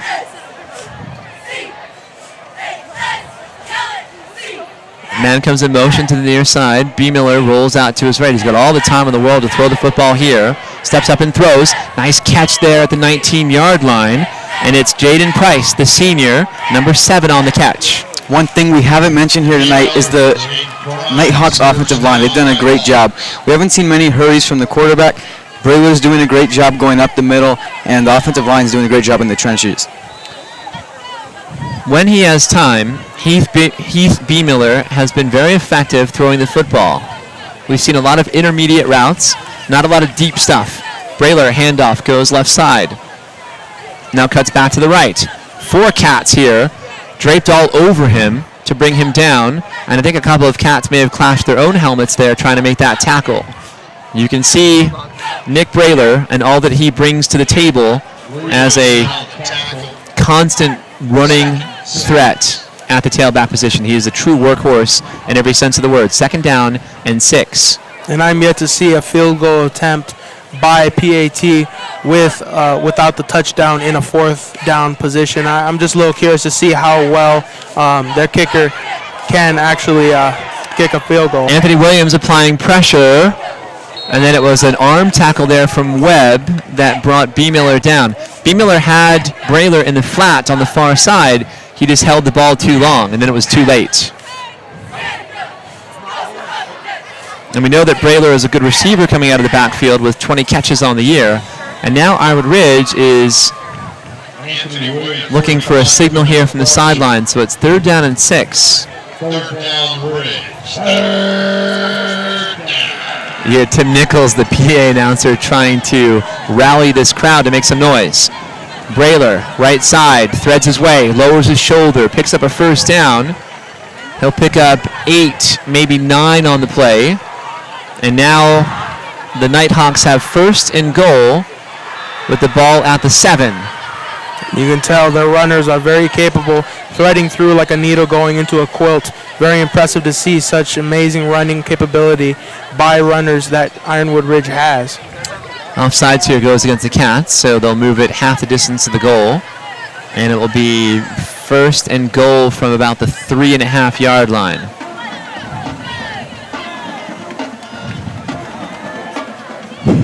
Well, if they can punch one in here, they'll narrow the gap from 41-21 to 41-28. And that's a tight game at 13 points. It is, but you know what? Third strings will not see the field in these type of conditions. Brayler pounding down, gets close to the goal line. Luis Morales Jr. and Terrell Hayward combining on the tackle, taking everything that they've got to bring down Brayler. Handoff goes to Brayler. Brayler threads his way and pushes forward. And very close as we hear one of those trains rolling through Vale, sounding their horn, and it brings us to the end of the 3rd quarter. So stay tuned, Cat fans. It's going to be a 3rd and goal from the 1 when we come back here in a minute. Thoughts, boys? Well, I think that Ironwood Ridge has missed the opportunity to get back into this game only because it's 12 minutes and there's limited possessions per each other, and I think it'll rely on their defensive ability to stop the ball and even intercept the ball to make a big impact on the game. Jacob, what are your thoughts? They have a great opportunity here to cut it within 13, 1 yard to go, and then 13 points. I don't think I've seen Cienega drop a lead before, but we might see it from a talented team on the other side of the field. I think we're also in 4-down territory, so 3rd and 1 doesn't necessarily mean that Ironwood Ridge would kick a field goal on 4th down. They're going to go for it on 4th down, so I would expect to see Brayler here. He is their bread and butter running back on the season. He's got 14 touchdowns on the year, so why not give it to him and just plow? All you've got to do is lunge your way forward. You don't have to go far. You can just lunge your way. You can go low, find a little seam or a crevice of space, just the slightest glimmer of daylight that you can find to thread in there and get into the end zone for a touchdown. So I'd be shocked if they didn't give the ball to Brayler here at 3rd and a foot. Just getting set here to open the 4th quarter. The Nighthawks are now going from right to left, and the Cats will be going from left to right. Now a goal line stand here for the Cats. 3rd and 1. Brayler slices his way in and twists into the right side here, waiting for the signal from the linesman.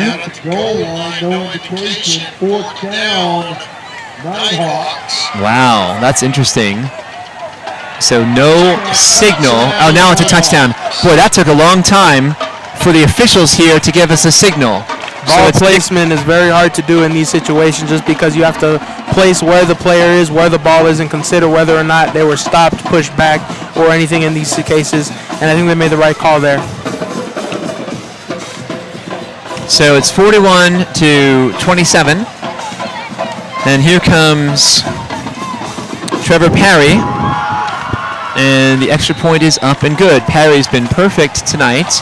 And now it's a 14-point lead, 41-27 with 11:43 on the clock. An eternity of time here in the 4th quarter in a very interesting game.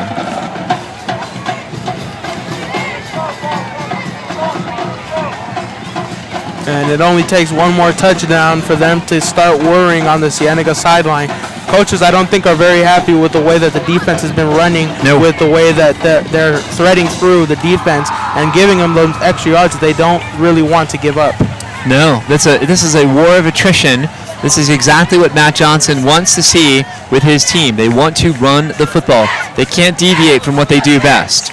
So even down big at different points in the game, down 31-7, that was the largest deficit here that the Nighthawks have faced at 24 points. Now they're down just 13 points, and they're a turnover away from making things very interesting and very anxious if you're a Bobcat fan. Kickoff here from Parry, and it's fielded by Hayward, who steps into the end zone. He was really looking to return that one.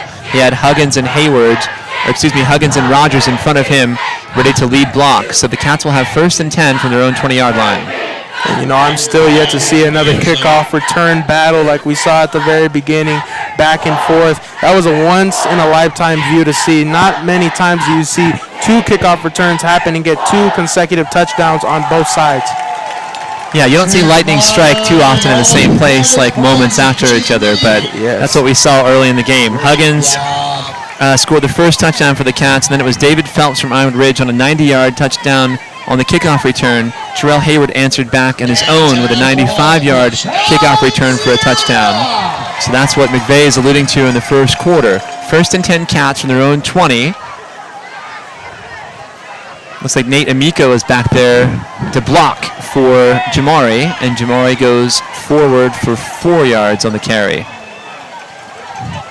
And I think it's quite a gamble to have Jamari Joyner be smashing through inside like a running back, not taking this much damage in a game. I think he'll have a couple bruises and scrapes because he has yet to experience a game where he is forced to run as much as he is this one. I'm wondering what he does for treatment post-game, if he goes into an ice bath or goes into like a hot bath, or maybe put some arnica on there, or maybe some icy hot, or I don't even know what they use for like salves or liniments these days. Jamari back to throw, under pressure, scrambling now desperately, comes near side patiently, stiff arms his way, and coasts out of bounds. Gain of 10 on the play.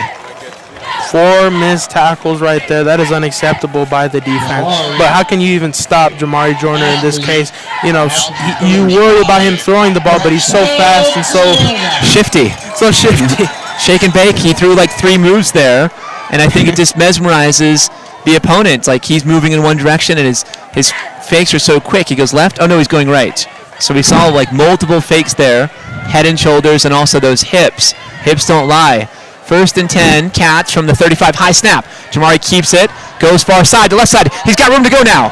One man to beat. Out across the 40 to the 30 and past the 30-yard line.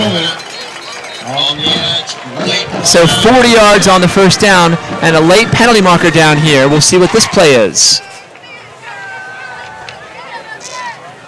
I think it was a sideline warning going against Ironwood Ridge.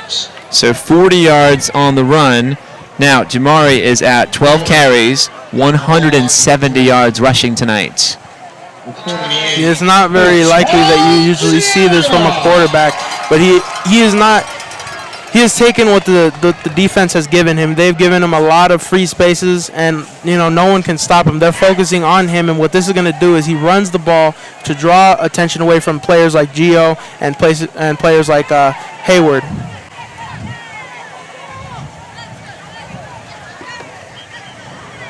We have a whistle here down on the field, and Cienega is taking a timeout.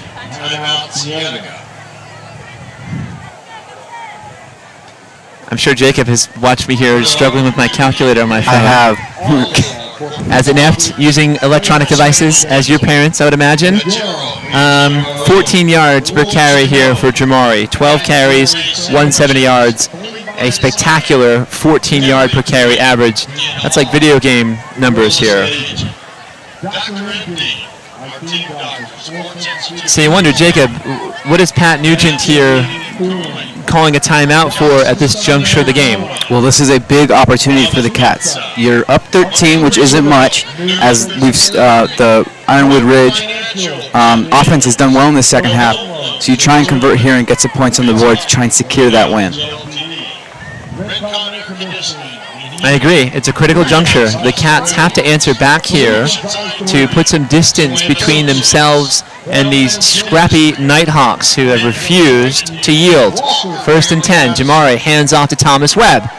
Webb is hit instantly at the line of scrimmage, and the tackle is made by the Nighthawks' Diego Limon, number 43.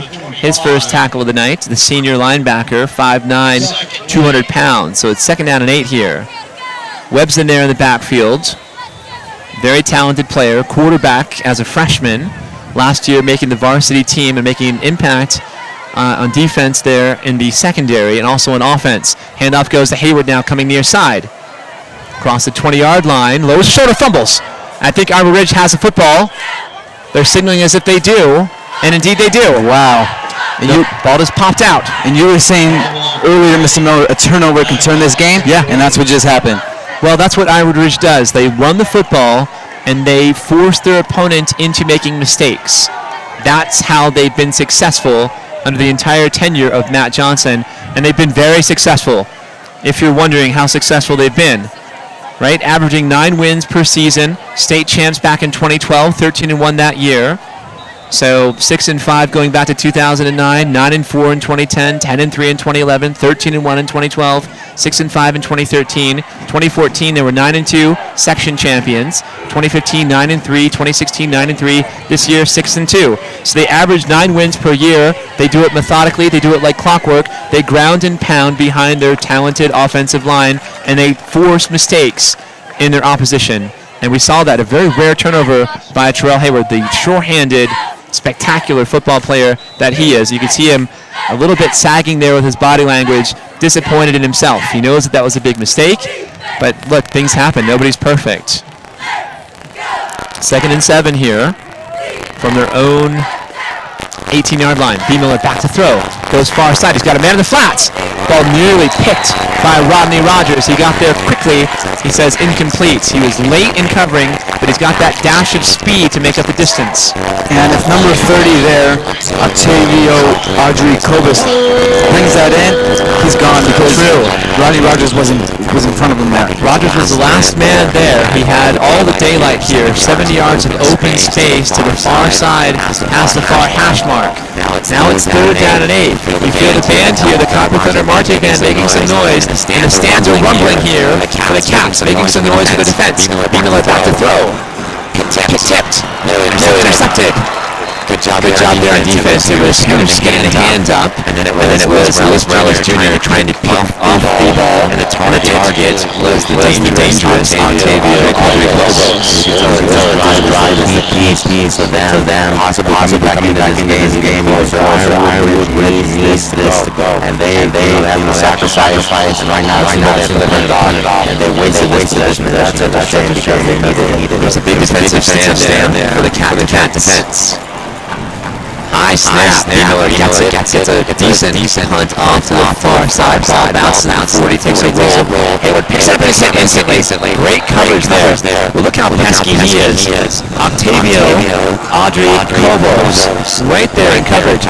Hayward got to pick the ball up on a high bounce to grab it and bring it in, and he was hit instantly. So a gain of 2 on the return. The Cats are in Ironwood Ridge field position at the 48-yard line, so it's 1st and 10 Cats. And that's a dangerous ball to pick up there, because the ball, you don't know, as a receiver, you don't know what angle it's on, so it's dangerous, and we've seen it a lot go through the hands of the receiver. No guts, no glory, as Enadina Miller would say, my wife. And you see Hayward there, guts in abundance. So trying to save his team field position. That ball could have rolled another 10 or 15 yards on the bounce. Cats now 1st and 10. Joyner is back there with Thomas Webb Jr. And Hayward comes in motion. Play action. Down the middle. Intercepted. Ball was underthrown, intended for Terrell Huggins. And it's a big pick here for Ironwood Ridge. And a nice return. Across the 40 to the 30. Maybe taking it all the way to the house. Interception return for a touchdown. 65 yards on the pick 6 by Andrew Cook. And you can see here that what they're going to probably try and do in these next couple of plays is, instead of the PAT, they're going to probably go for that extra 2 points. And this will determine the game. They have already fought and clawed their way back into it. And pretty impressive show from Ironwood Ridge. And Cienega's feeling the heat right now. I'll make that 75 yards. I was a little bit off there on the distance. It looked as if he had caught the ball around the 25-yard line. So the ball was intended for Huggins, underthrown. And jumping the route there, it was Cook on a pick 6, 75 yards, interception return for a touchdown for a junior. Here's Perry for the extra point. He's been perfect tonight. So Trevor Perry's extra point makes this a 6-point deficit. 41-35 Bobcats with 9 minutes on the clock. I don't think I've ever seen a team come back against Cienega. This is a first for me to see, and with only 1 touchdown to get them back into the lead with a PAT to add to it. This is pretty dangerous territory for them to be in for Ironwood Ridge, and you got to wonder how Cienega will answer. Cienega, they've given up a lot of leads. We saw it against Saguaro, and they're kind of like the Panthers in the NFL. They do that a lot in the 4th quarter. They kind of slack a little bit, and there's a lot of coming back from the enemy team. And it makes it dangerous for them. Let's think about what's happened here on subsequent possessions. It was Terrell Hayward on a fumble deep in Ironwood Ridge territory, and now it's an interception, again, relatively deep in Nighthawk territory. So back-to-back interceptions and back-to-back touchdowns here for Ironwood Ridge, the Nighthawks. Hayward from his own 2. Rogers in front of him looking to block. Hayward comes near side and is shrugged out of bounds at the 28, maybe the 29-yard line. Cats will have 1st and 10 from their own 28. And you can see here DiMaggio Strive is telling the fans to get up and make some noise. Number 54 down there on the offensive line. Dante Bodie down there as well. Carter Clark, Zach Mattis. And the Cats, number 65, Andrew Husfeld, the freshman, getting a start here on the offensive line tonight. Trey White near side at wide receiver. Hayward goes in motion to the far side. Handoff goes to Terrell.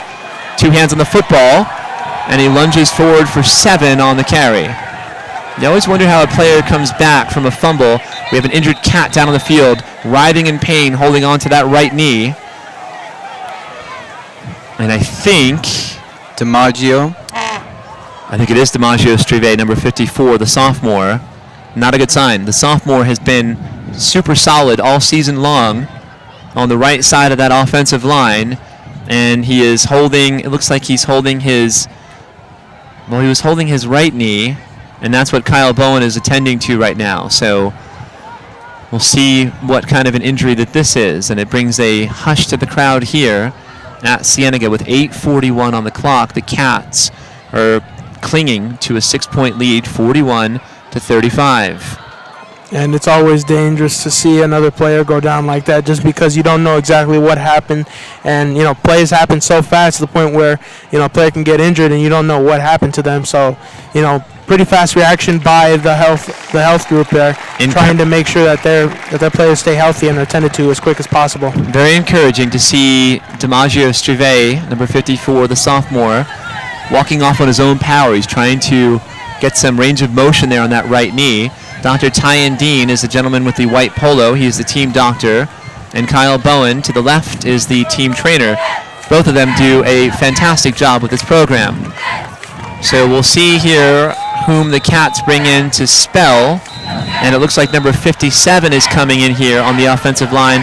That's Tyree McKinney, the sophomore. And he's got some reps and he's got some starts this season.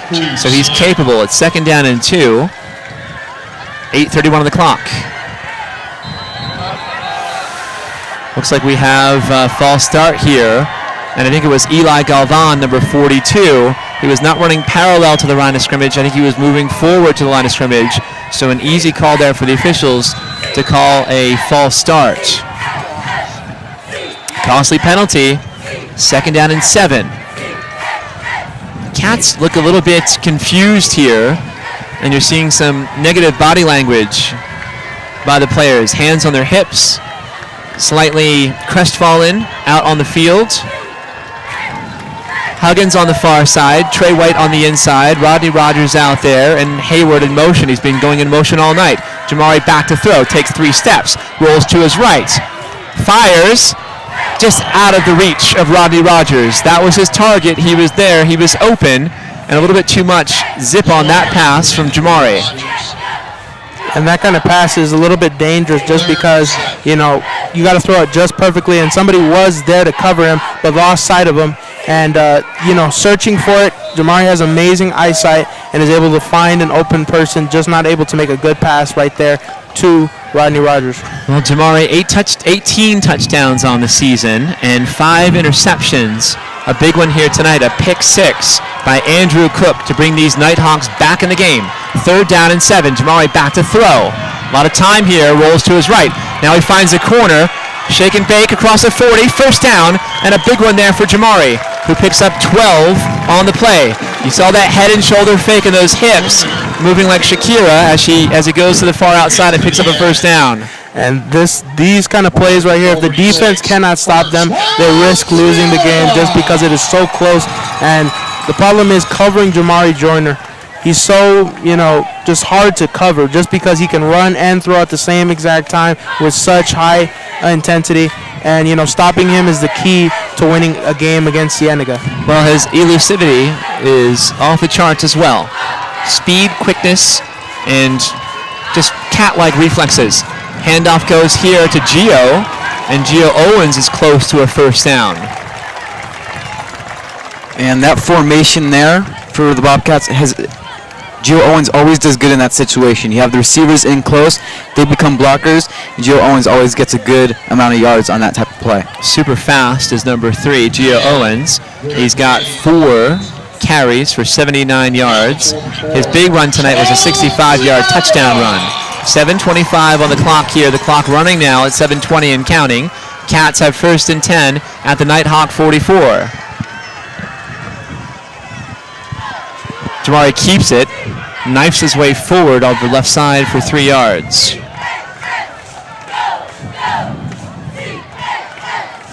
Joyner, 185 yards on the ground tonight on 14 carries, and he has been a focal point of the offensive attack. Well, he always is, but tonight there's been a deliberate effort to have him run the football. 2nd down and 7. Nate Amico comes in motion near side. It's going to be a sprint right here for Jamari. No room to go, and he loses 2 yards, maybe 3 on the carry. Just strung out wide. The defender was right there holding his place, holding his position. And that's what they have to do to stop the Cienega team. Just because Jamari is the key to he has the keys to the whole entire team. He controls what happens and he controls the fate of the game. If you stop him, you stop Cienega in their tracks. 3rd and 10. This is a critical play call here for the Cats and a critical defensive play for the Nighthawks. I would have to say it'd probably be play action or a throw. Timeout, Ironwood Ridge. Matt Johnson out on the field at the 45-yard line. clapping his hands, very cool, composed, poised, talking to his defense here. He's going to tell them exactly what he wants them to do. Might be a benefit here for Pat Nugent and the Cats to give them extra time to draw up a play on their own side. And that's the danger that they face with this, is they're giving everybody time by doing that. You're giving the players time, you're giving the coaches time, you're giving everybody time to react and gain that composure to call a good play and possibly finish off this game. Jacob, if you have the opportunity to call a play here, what kind of thing would you draw up for the Cats? I'm getting Terrell Hayward on a hitch because we've seen him do that a lot. And if they don't convert here, they're not in field goal range, and they're probably going to punt it off. And then the Ironwood Ridge offense has done great this second half, and so down 6 points, that's scary for the Bobcats. A bit of a catch-22 here for the Cats with 6:30 on the clock. If they don't make a first down and elect to punt the football, the Nighthawks had plenty of time to make a drive here. Hayward goes in motion to the far side. Jamari back to throw. Looks to Hayward. Now goes to the right. And thinks about throwing. Stops, pumps, and throws. It's a quail in the middle of the field that is errant. So Jamari was thinking about running, but there were defenders that were out there, out in the flats, and he had nowhere to go. And he pumped and decided to throw the ball late. Did not get his best motion on that throw. And now the Cats will have to punt the football. And Tommy O'Halloran there, the cornerback, he got tripped up kind of a little bit. If he doesn't trip up there, that could have been an interception. Right, and some room to go for him as well, as the ball fluttered errantly across the 20-yard line. So now Jamari at his own 45-yard line, his first punt of the evening here. Things are going so well for the Cats in the first half. They had a huge lead. Things are starting to come apart at the seams, and Jamari, who averages about 40 yards a punt here, awaits at his own 45. High punt over to the left. It bounces to 25, takes a nice roll here for the Cats, and will roll all the way down to the 11-yard line. So a nice punt there from Jamari. It'll be a 34-yard punt, his third pin inside the 20-yard line as a punter. So Ironwood Ridge now with 6:20 on the clock, and they're deep in their own end, and now it's gut check time for the Bobcat defenders. They've got to come up with a stop here on defense. And this is a two-sided knife right here, just because if you don't stop them on defense, you have to automatically react on offense. If you stop them, you're done. The game is pretty much about over, just because you can drain time and possibly get a touchdown to make the deficit even bigger. Nick Brayler to the right side. He goes over the would-be tackler and picks up 10 and a first down. There's a Cat that's down on the play. Very slow to get up. And he tried to get up. It was Rodney Rogers, and now he is on the ground on his back in pain, maybe dazed off of that one. May have gotten a knee to the head. Rodney went low to tackle Brayler. You have to do that when you're undersized. And I would say that I heard this quote today from Jeff Bolnow, the cornerback coach from the Cats.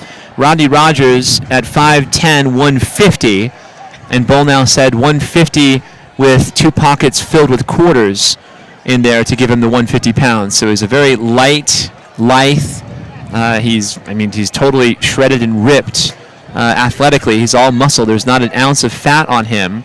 And now it's good to see that Rodney is sitting up here, attended to Kyle Bowen and the doctor, Tyan Dean, and walking off. And I wonder here if concussion protocol is in effect. So he's walking off the field, get some Gatorade, and they're going to check him out and make sure that he's good to go. He's got to pass all those concussion protocols for his safety to get back out there. So now Diego Rivas is out there at linebacker, and Diego Ruby fills in for Rodney Rogers. And Rodney's done a good job defending tonight, as always, at that cornerback position.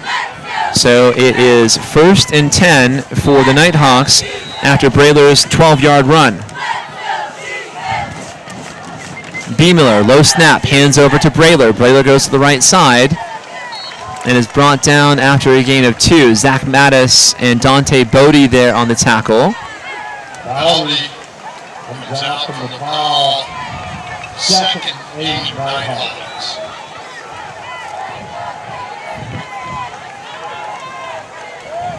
.540 and counting on the clock.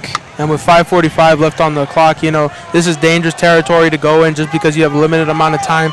And in this time, you have to get a touchdown. If you don't get a touchdown, you literally throw away the game right here. Still plenty of time. Pass goes out to the far side, and the pass is complete to the Nighthawks' Jaden Price, the senior, his second catch of the night. He's pushed out of bounds by Diego Ruby, and he stops the clock with 5:27. Finally, the band strikes up here, trying to make some noise to get this crowd energized here. The Cats are going to have to do something on defense here if they're going to come away with a win tonight. And we are yet to see a game like this with this much excitement. Right, this close. Brayler is brought down by 3. It's Diego Rivas and Thomas Webb Jr. and Nate Amico combining on the tackle. You've got to team tackle that kid. It's not just one person who can bring him down. It takes 2, 3, sometimes 4 defenders to bring him down to the turf. Second down and 8. 5 minutes on the clock exactly here, fourth quarter. The Bobcats cradling a 6-point lead at 41-35. B. Miller looks at his wristband here for the play. Player goes in motion. B. Miller, quick pass out to the flats. Pass is complete to Jaden Price, and Price is brought down. Nice tackle there by Diego Ruby, and also important to keep him in bounds as the clock continues to run. Third and short. It'll be 3rd and 4. After the 41.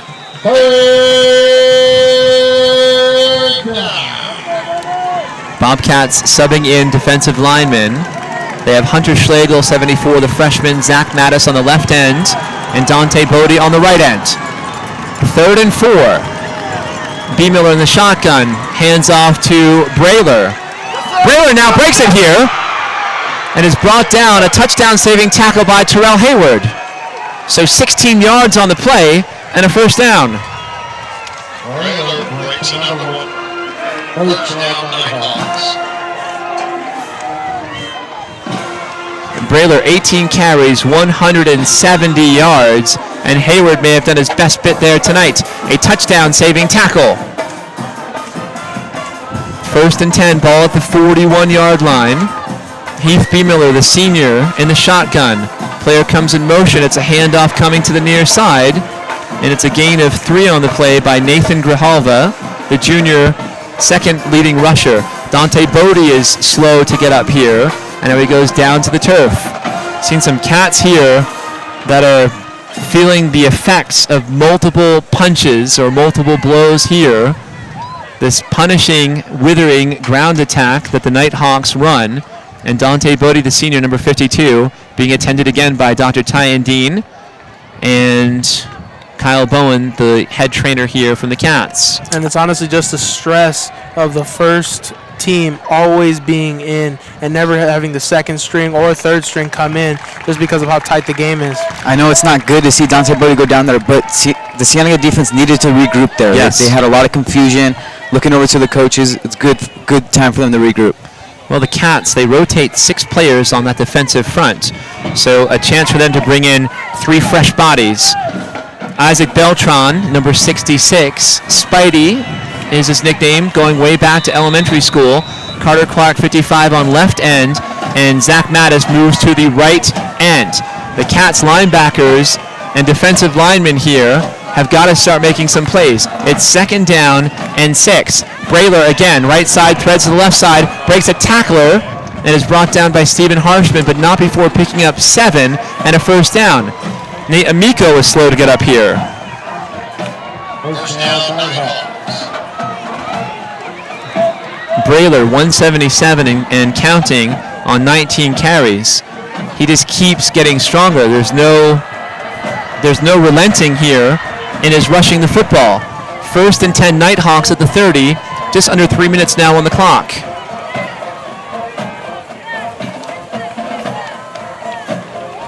Brayler again.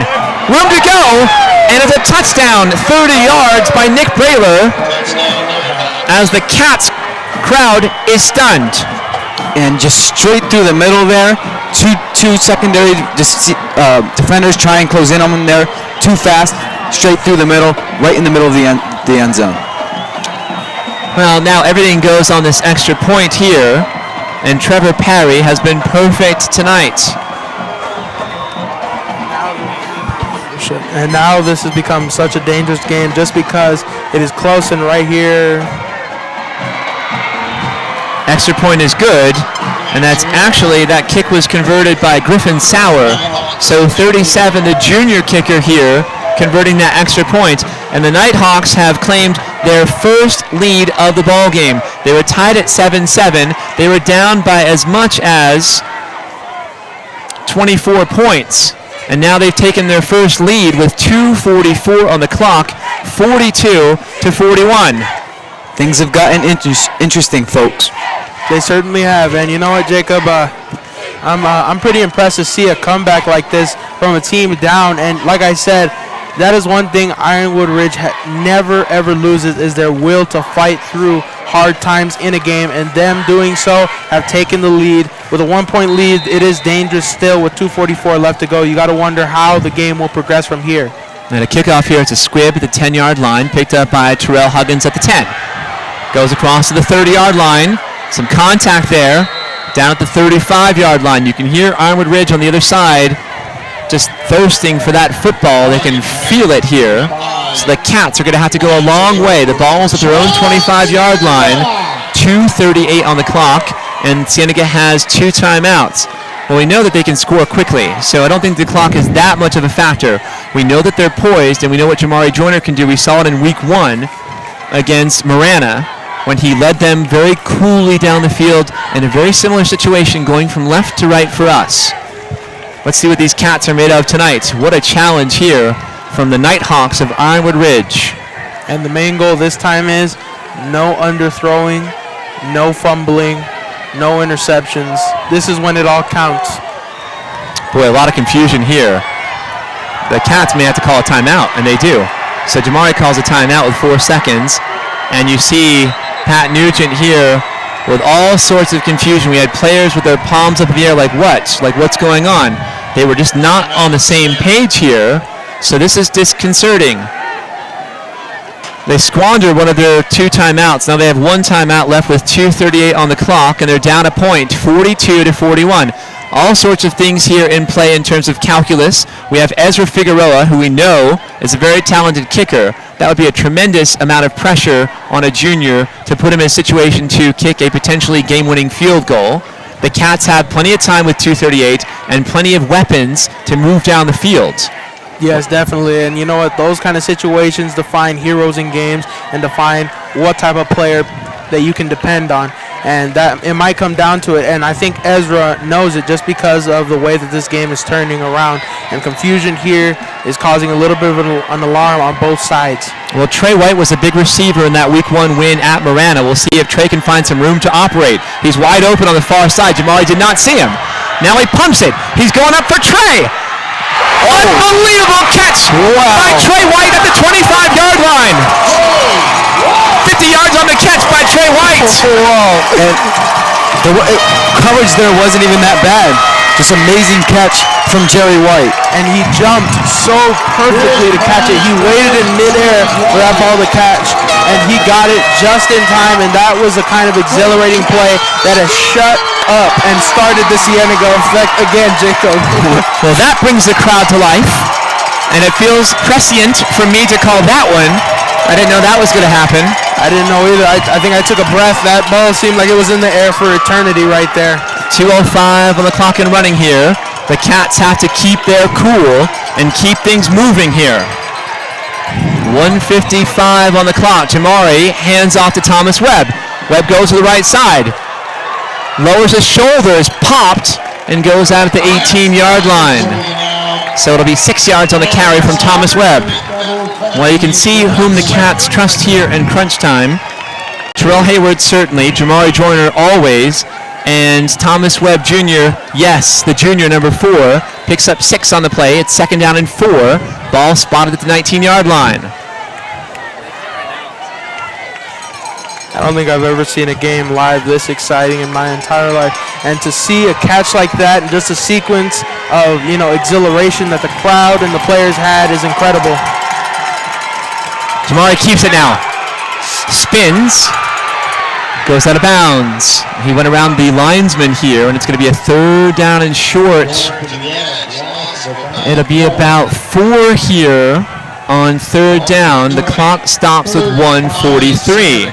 So the Cats are going to have to make something happen here to move those chains. Looking at it here, it'd be about a 35-yard field goal from where the ball's spotted right now, and you're really stressing the range here of Ezra Figueroa's right leg. Hayward goes in motion far side. Jamari, and there's a flag now down the play. It's going to be a false start here.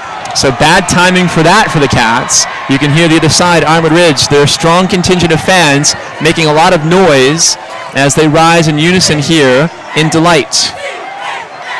3rd down and 10 now. And that may push Ezra out of his field goal range. So the Cats may now be forced to go into 4-down territory if they don't pick up a first down here on 3rd and 10. You're going to expect either immense blocking for a run play or a long pass to a wide receiver right here. Maybe Trey White again. 17 goes down to the corner. It's through the Trey. Touchdown! Jerry White! Touchdown! Unbelievable! Wow. That was incredible. Mr. Miller called it. Oh, baby! And I think this was the best thing for Ezra Figueroa. It looked like he was almost crapping himself on the sideline just from worrying about having to kick a possible game winner. But this was an incredible pass by Jamari Joyner, and you know the crowd is very, very exhilarated by this turn of events. Wow, it was a deep post. So Trey White was on the near side, and Jamari, cool as a cucumber, just back to throw, and he found him with a perfect pass, delivered right on the money. Great job by Trey to catch the football, but also to hold on to it. He had a defender blanketed over him, and now the Cats here, up by 5 points, they've got to go for 2. Right? You're up 5 points at 47-42. If you get the 2-point conversion, then you go up by 7 points. Yes, definitely, but it's always a risk to go for that 2-pointer. Got to go for it. You have to. I mean, whether or not it'll just depend on the defense and whether or not they can stop them. There's no difference between 5 points and 6 points. There really isn't. You've got to go for 2 points here. I'm going back to week 1 at Marana. You remember that shootout? I do. That the Cats won. It was, 57-50, and in that game, Trey White caught not 1, but 2 2-point conversion passes. So if I'm going for somebody right now, I'm looking for Trey again. He's got a hot hand. He made an unbelievable catch for the first down, and then that touchdown there on subsequent plays. But you got to remember that they are going to target key players right here. They're going to put extra coverage, possibly on Trey White, just because they know his history. Well, he's near side. Look at Trey at 6'4". The man who's covering him, number 19, Andrew Cook, is 5'10". So he's got a 6-inch height advantage over him. Jamari looking to go. Spins around. Maybe he could throw it here. Goes to Trey. Touchdown! Stephen Harshman for 2. Harshman along the back line of the end zone for the touchdown catch. Oh, doctor! He's a big vertical threat, number 21, coming right down the side, uncontested. That was all Jamari on that one. Oh, mama, there goes that man. There's no way to stop that man right there. Ocean's 11, Jamari Joyner has brought the Cats back on top. A 75-yard drive, and it was a quick one. Oh no, Jacob. I'm spotting the Cienega effect over there. The disease is still going around. Where'd the lights go? Where did the lights go? They got turned off, and they're already heading back to the buses, it seems like. I don't know about that, but I don't see anybody moving here yet. 1:43 on the clock. The Cats on top, 49-42. Ezra Figueroa places the football on the tee. The Nighthawks have their speedsters back there. It's David Phelps. He's returned 1 for a touchdown tonight, and Andrew Cook back there, both awaiting at the 10-yard line. Big play here. Every play is huge now at this point of the game. Squib kick down the 30-yard line, maybe to the 20, and it rolls out of bounds at the 18-yard line. So a flag goes down here, and I think the Nighthawks will have 1st and 10 from their own 35. So doing them a favor here with some excellent field position now. And this is where the defense needs to clamp up. If you don't, the game can possibly be thrown away. And with a, seems like 7 points. So you need a touchdown and a PAT to tie up the game. You know, this is dangerous territory that we're going into. This is the climax, the apex of the game. And you can see here that the Nighthawks want him to kick that football off again. So Figueroa is going to kick off. They're going to make him kick off again here from the 35-yard line, and they're trying to set up something bigger. So they're hoping for the whole kit and caboodle. A kickoff return for a touchdown is what they're thinking about here, what they're envisioning in their best-case scenario. Cats up on top by 7, 49-42, 1:43 on the clock. High kickoff at the 30. Return near side across to the 38-yard line. So slightly better field position here for the Nighthawks, and a good return by Kyle Nikolai, the junior special teamer. Bobcat defense has to stand up, and they have to make a stop here. And you know what? All fans are sweating bullets, ice cubes in the house. They are just so scared and worried about to see what the outcome of this game. It can go either way with the possibility of tying it, and a stop could mean the end of the game. Low snap. Heath B. Miller back to throw. Some pressure now here from Mattis. Flare pass goes out to Brayler on the far side, and he'll pick up 5, maybe 6. Tick-tock. The Nighthawks have 3 timeouts. They may take one here. And they do. So it's interesting. I thought they called a timeout earlier. Did Ironwood Ridge not call a timeout earlier this half? Yes, they did. They should have one left. I thought they called it for a to reset their defense, I believe, or to stop a offensive possession, I thought. That's what I'm recalling, but we have on the scoreboard here 2 timeouts showing to Ironwood Ridge's ledger. So apparently they have 2 timeouts left. This is important. I'm sure the referees are keeping track of this. They have a way to communicate with the scoreboard operator in the press box down below us, but it's difficult to do it. 2nd down and 3 here. The down and distance is not accurate on the scoreboard clock as well. It's the hardest job to do in the entire stadium, in my opinion. 2nd down and 3. B. Miller in the shotgun. Nick Brayler is to his right. B. Miller back to throw. Nice job there picking up the blitz there. It was Nate Amico clashing with Brayler, and B. Miller lunges forward for a 1st down. Rodney Rogers back in the game at left cornerback makes the tackle, but a 1st down here for the Nighthawks. And I did see a little bit of holding there, uncalled right over there on Ironwood Ridge. Those kind of plays can determine games right there, as you can see him running out and just trying to be safe about it, not trying to get hurt in these situations. Jacob, what do you think? Maybe you should be the one in black and white out there. That's a hard job too. Not something that I would want to do. 1st and 10, Nighthawks from their own 48. Play action. B. Miller to throw. Blitz here coming late. He eludes Stephen Harshman and is forced out of bounds after picking up a yard. So everything's big here. When you make a tackle for Cienega, you want to bring your kid down in bounds to keep that clock rolling. Harshman almost had him. B. Miller, very elusive at the quarterback position, was able to duck underneath that would-be sack. 2nd and 10. The clock is stopped with 1:07 on the clock in the 4th quarter. Cats on top, 49-42. B. Miller looking on his wrist. He's got the plays there, different plays. Play action. Drops back to throw. He's got a man near side on the out route. And then he is eluding with three sackers and goes out of bounds again. A Herculean effort by Heath B. Miller to get out of bounds. 3 guys had their paws on him, and Diego Rivas was the last one, and B. Miller doing everything just to get out of bounds. An injured cat down on the field on the near hash mark here. Mattis.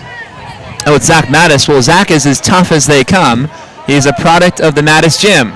So his dad, Todd, who's also shredded and ripped, and he runs the gym. Jamari Joyner is one of those products. Many players through the years have gone through that home gym and have put significant effort into lifting weights and improving their physicality. And Zach Mattis, I knew that kiddo when he was a middle schooler. He was just a smiling little kid. And you could tell, like, he had the frame and the potential, but now he's just a monster. And I mean that in the best possible way. And he is 6'1", 220 pounds. His older brother, Tyler, also pretty big. He's in the Air Force, and I know that Nikki, I think, is probably watching this game tonight down in Hawaii, so it's good to see Zach coming off the field here. 3rd down and 12. The Cats sub in Hunter Schlegel, the freshman. Well, Hunter is 6'3", 270, so they bring in some extra size here. Dante Bodie out on the field, and Carter Clark at that left end. Bobcats here, 3rd and 12, have to make a play. Baylor comes in motion near side, a dangerous target here, out in the flats, wide open, 45-yard line, makes the catch, and is pushed out of bounds, but not before picking a first down. So he picks up 12, 13 maybe on the catch. 48 seconds on the clock is stopped here. The chains move. Baylor was wide open. He was just lurking near side on the numbers, and he just stood there. And it's interesting because the defender who was out in space there, Diego Rivas, did not seem to see him. Not until it was too late. First down, B. Miller, very poised at quarterback, the senior for Ironwood Ridge. Play action, back to throw. Baylor, nice job blocking there. Ball is tipped off the hands of Ridge's Jaden Price. And back there was Diego Ruby with a chance to pick the ball off of the deflection. Late flag down on the play here. And Cienega is clapping, or actually Ironwood Ridge is clapping, so it looks like it's going to go against the Bobcats. Let's see what the signal is here from the referee. Oh boy, 15-yard penalty. And it puts the Nighthawks in striking distance at the 25-yard line, where they have 1st and 10. 42 seconds on the clock here. All the Nighthawks are looking on their wristbands to see what play they're being called here as the signals are shuttled in from the sideline. Heath B. Miller, the senior quarterback, drops back, rolls to his right.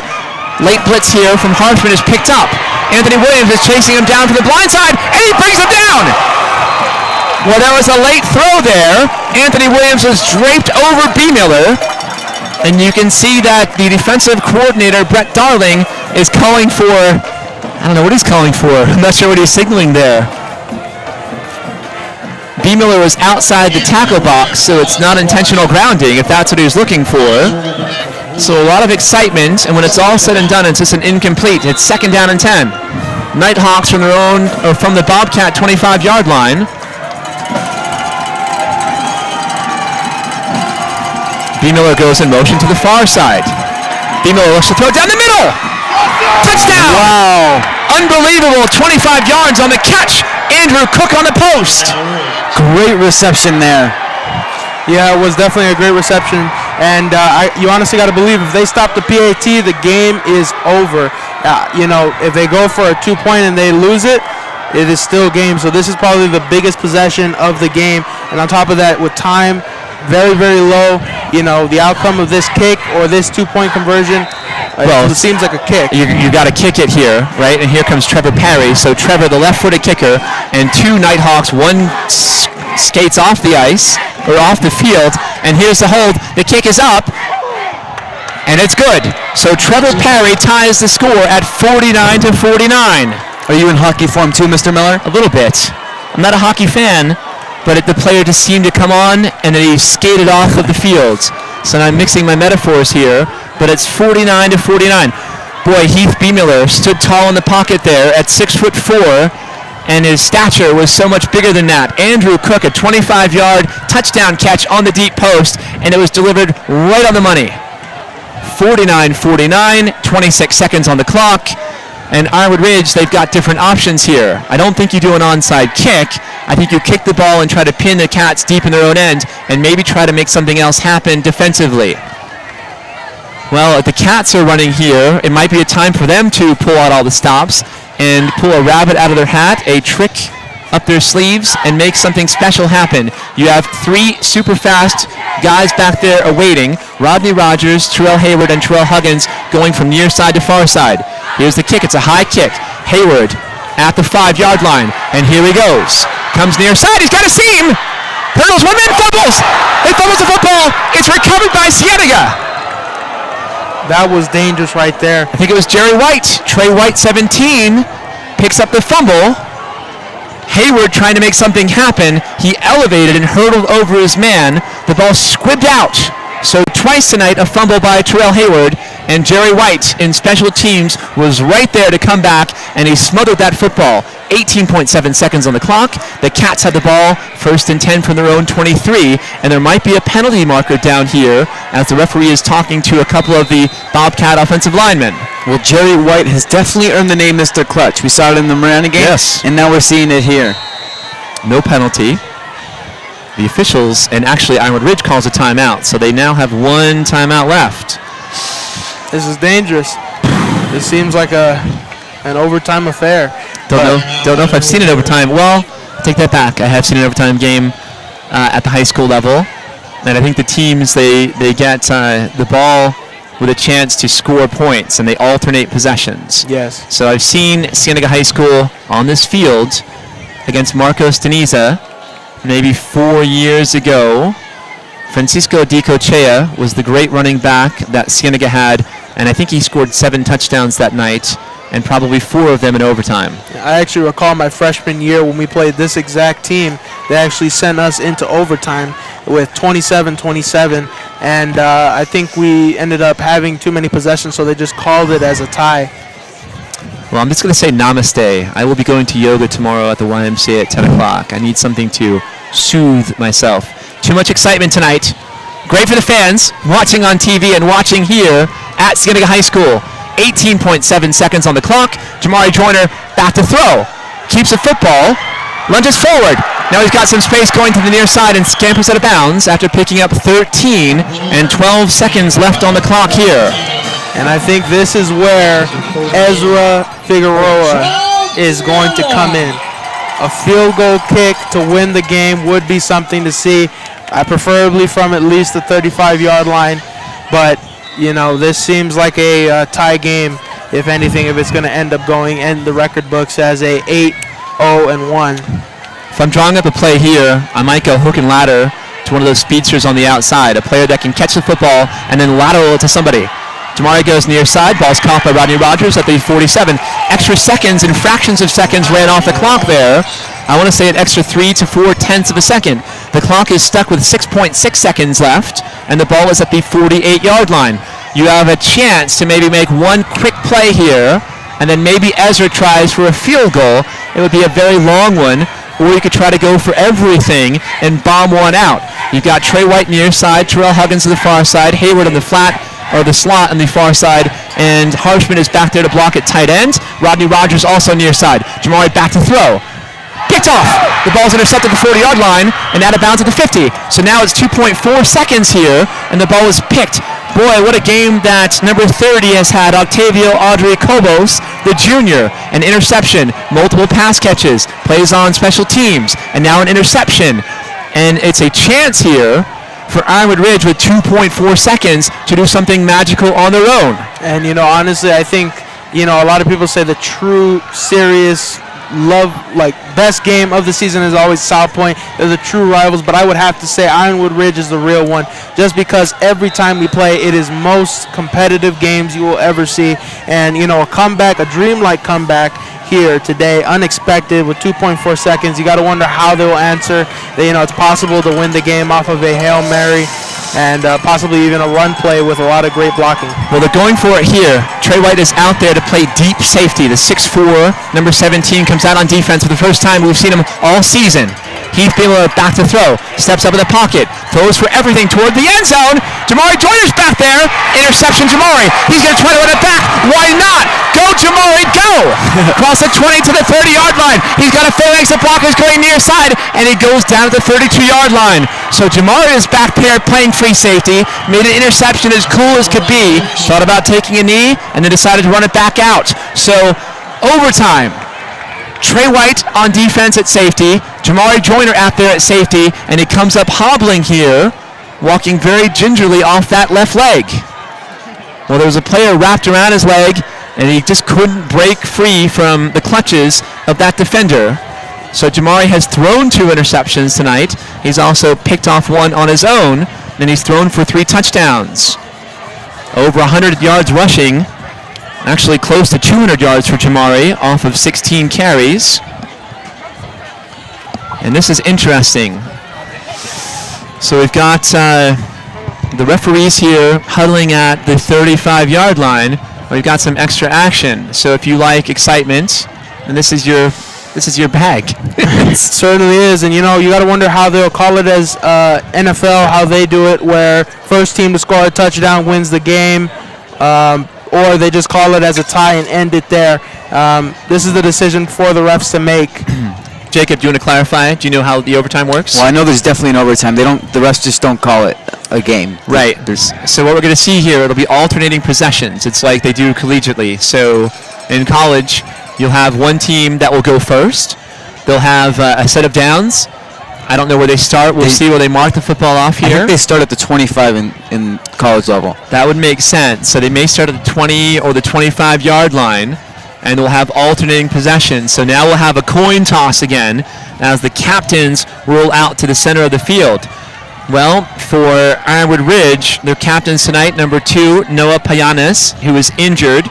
Number 4, Freddie Frazier, the senior cornerback. Number 5, Heath B. Miller, their senior quarterback. And number 33, Carlos Ellis, the senior linebacker. And for Cienega, the captains are Terrell Hayward, number 7, number 15, Luis Morales Jr., the backup quarterback and special teamer, number 13, Jordan Aldor, the senior wide receiver, and number 66, Spidey, Isaac Beltran. So the coin toss here, I think, is won by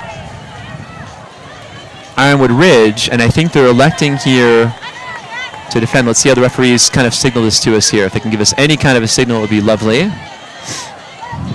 So Ironwood Ridge, I think, is going from right to left. The Bobcat defense opens, defending the goal here to the left side. And it seems to make sense because Ironwood Ridge has been successful going from right to left. I think they'll be playing all the downs here at this left end zone.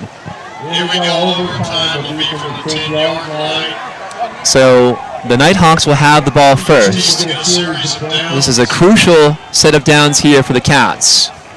Yeah, it definitely is. And on both sides, it's all about whether or not your offense can, come in and, do what it needs to. And on the defensive side, whether or not you can stop them from converting any type of plays. And for Cienega, they need to stop. And, Ironwood Ridge, they need to make something happen quick as possible. Well, Heath B. Miller has been very effective here in the second half throwing that football. And we know Nick Brayler's been great too. Handoff goes to Brayler, goes to the right, lunges, bounces off of a couple of tacklers, and is pushed forward. And he'll pick up 5 yards on the play. Brayler, gain of 4. Second down. So the ball is spotted at the 10-yard line. And they will have, each team has 4 plays to get into the end zone. They can also elect to kick a field goal if they don't make it before 4th down. Handoff, Brayler, right side. Brayler plunging forward, touchdown. Nick Brayler, 6 yards on the touchdown run. He's been special. There's no doubt about it. And I don't think we've seen a running back do this to the Cienega defense this year. Can you think of any, McVeigh? No, I really honestly can't. This is the first timer I've seen. Yep, and he did it last year too. Huge game last year. Extra point is blocked! And they can return this. They're saying no. Okay. Oh my goodness. So the ball was blocked. I did not see who got their hands up on that one. And then Dylan Hoos caught the football off of the block. Well, that's big. Now at 55-49, what this means is the Cats score a touchdown, they could win it on an extra point.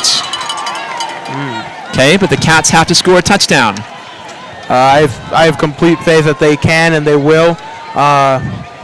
If they do, this would have been the best game of the season by far. And, this is where, heroes and games are decided and what player is going to make the big play on each side. And I have a feeling that Jamari Joyner is going to do his best. He's wobbling a little bit. He seems a little bit, inconsistent with his walking. Might be hard to run for him. It might be. Might be easier for him to pass the ball. Play action. Jamari rolls out to his right, cuts up to the inside, lunges in for a touchdown. First play. Oceans 11. Jamari Joyner, touchdown. And this would definitely give Ezra Figueroa some confidence right here to convert this extra point. As well, and this is where pressure comes in, and you got to believe that possibly they're going to have a big chance right here to possibly score and win the game and end it right here. Well, there could be bedlam on the field here. If I'm a student, I'm rushing onto the field if Ezra converts this extra point. 55-55. Everything now rests on the right foot of Ezra Figueroa and the sure hands of Luis Morales Jr., the holder.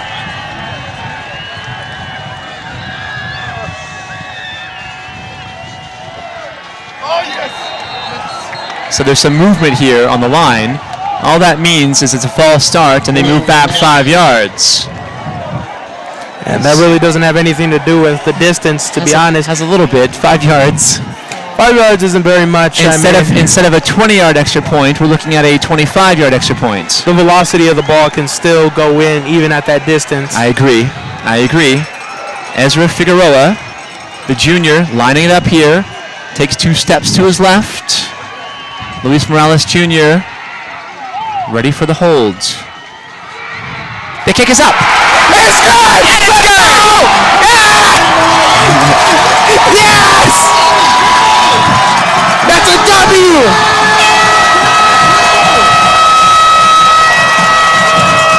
All right, boys, I'm going to head down to the field. Yes, it is. I'm going to find some cats to talk to. So you guys can wrap this up. That was a Shaquille O'Neal moment. That was barbecue chicken, boy. You know what I mean? Stay tuned for interviews post-game. Bella Cousins is going to be down there, as will I. The Bobcats, 56-55. This win was bigger than Marana in week 1 because of the magnitude of the game and how late this was in the year and what it means for the playoff implications and PowerPoint rankings and seedings. The Cats retain their number 3 seed, and it's been a thrilling comeback, delighting all of these fans here and breaking the hearts of Ironwood Ridge, who played magnificently here tonight. They did, but they weren't barbecue chicken, if you know what I mean. Yeah, and they challenged Cienega the most out of any team this year. Absolutely, I would have to agree with you 1,000,000,000,000%. Probably one of the best games I've seen. Huh? Billion. This is probably one of the best games I've seen all season, if not the best game I've seen in my entire viewing live career. And, very proud to see that our boys fought it out until the end. I'm gonna say it. I would. That'd be so good. What did I tell you, Jake? Go ahead and sing it. Nah, I think I'm good. I think everybody knows the fight song. I'm not much of a singer here, so we'll just end it there. Why don't you sing it, Jacob? You're a better singer than me. Okay. Stay tuned for post-game interviews. From 56-55. From Bella Cousins. And a very impressive game here. Just makes me feel so proud to be a Bobcat. Ezra Figueroa, like Shaq would say, he's barbecue chicken, bro. You watch Shaq a lot? Yes, I do. He's actually one of my favorite sports announcers, commentators, and just varied sports characters. I like it.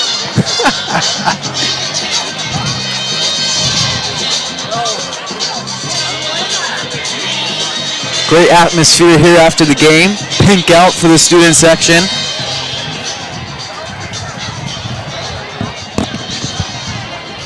Students, have a great weekend. Make good decisions. Have fun at the dance tomorrow night. Talk a lot.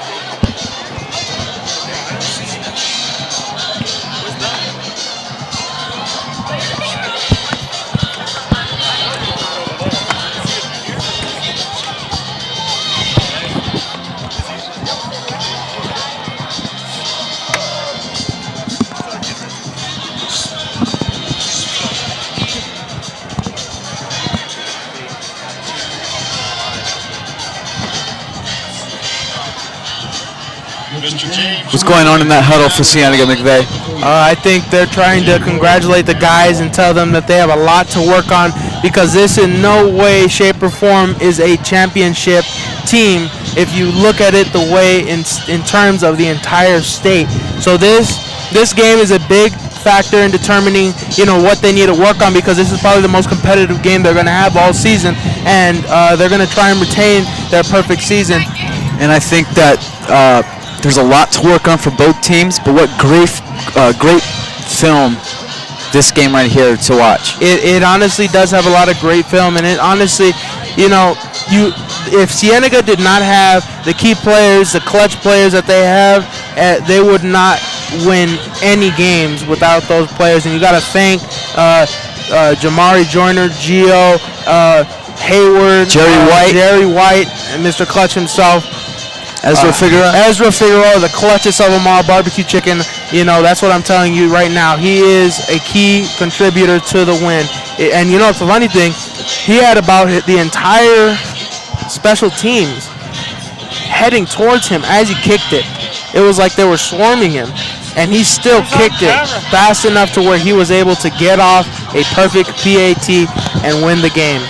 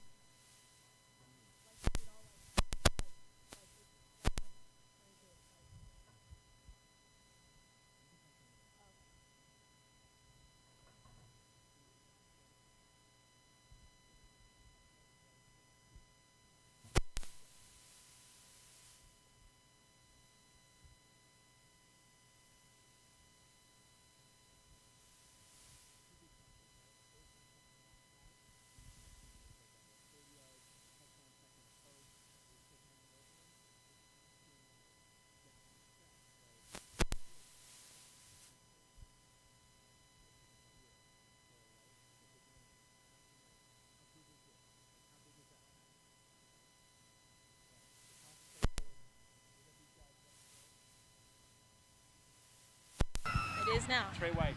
Okay, good? Do I go? Okay. Hey, Bobcat TV, I am Bella Cousins here with Trey White. You had a very emotional roller coaster game tonight. How did it feel with your 30-yard touchdown and your catch in the last part of the game? It felt good. I mean, it just feels good to, make a difference on the team. I had a struggle in the beginning, and I just came to redeem myself today, and I just let my athleticism and my size take over, and we came out with a win. How did it feel during the game when Ironwood Ridge was catching up to you guys? It's hard playing offense and then not playing defense and seeing that. But at the end of the day, I have faith in my defense, and I also have faith in my offense that we can basically be efficient down the stretch when it comes to the end of the game, just like we did right here. So and then we came out with the dub. Did you learn anything important from this game that you're going to take with you for the next game? Don't quit, man. It's like anything can happen in the game of football, and it's like at the end of the day, something may happen, but we got to capitalize, on the way on at the end of the game, to get the win. Great answer. Amazing job tonight. It was one of the best games I've ever seen Cienega play.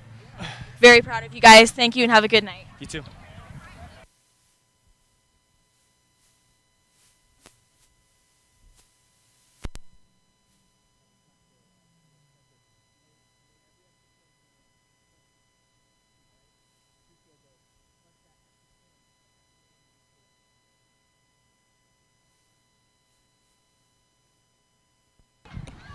Hi, Bobcat TV. I am here with Ezra Figueroa, the star of the winning game tonight. How did it feel to just make the very last point and hear the crowd cheering? To be honest, it felt like just another extra point I was taking in practice. I'd have to block out the pressure and focus on what I had to do. I had to win it for my team. And it wasn't just me, it was everybody who got us there. And, it's all a team effort. It was just, it was my time to focus up and do my job for the family. Do you feel a lot of pressure when you're being depended on for those extra points? Sometimes I do, but I just try my best to, block it out just so, it doesn't rush through my mind and I miss, or I just try to block it out of everything, and so. And how did tonight's game treat you? Were you just all over the place, or were you focused, or how did you feel? Today I was actually really, really focused. We had a family emergency a couple of days ago, so I was actually kind of playing for what happened, and so it was just awesome to play. It was fun. Well, you did amazing tonight. We appreciate you, and we appreciate the win. I'm here with Ezra Figueroa, Bobcat TV. Thank you, and have a good night.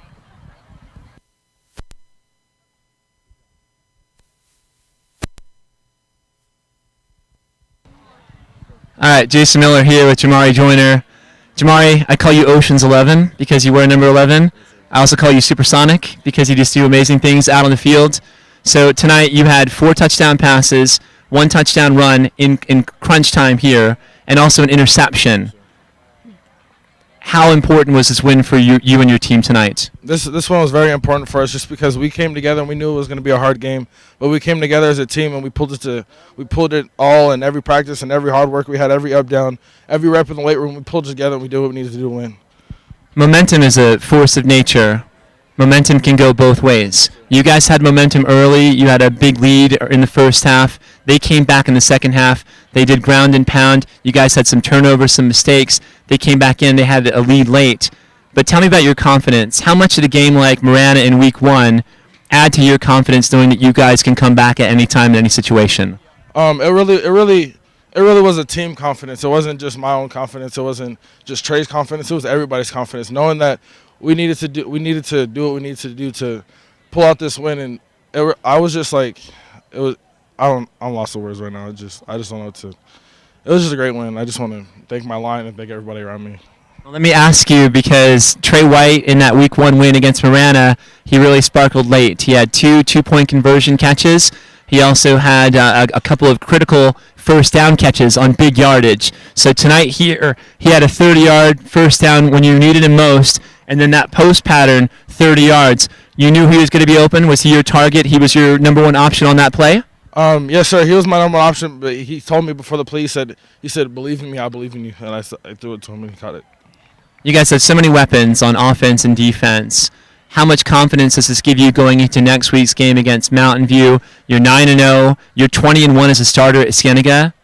What does that mean to you? It means a lot just for my team and for myself, just to know that we have confidence and that we can come together and win the game as a team. Well, I can tell that it means a lot to you.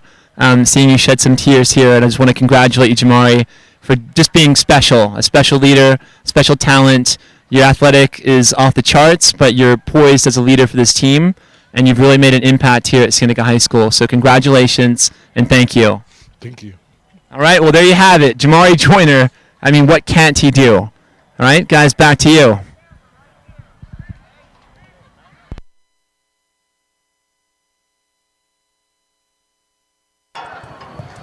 Well, Bobcat fans, thank you for tuning in. 56-55 is the final score. Tune in next week against Mountain View. Have a good night.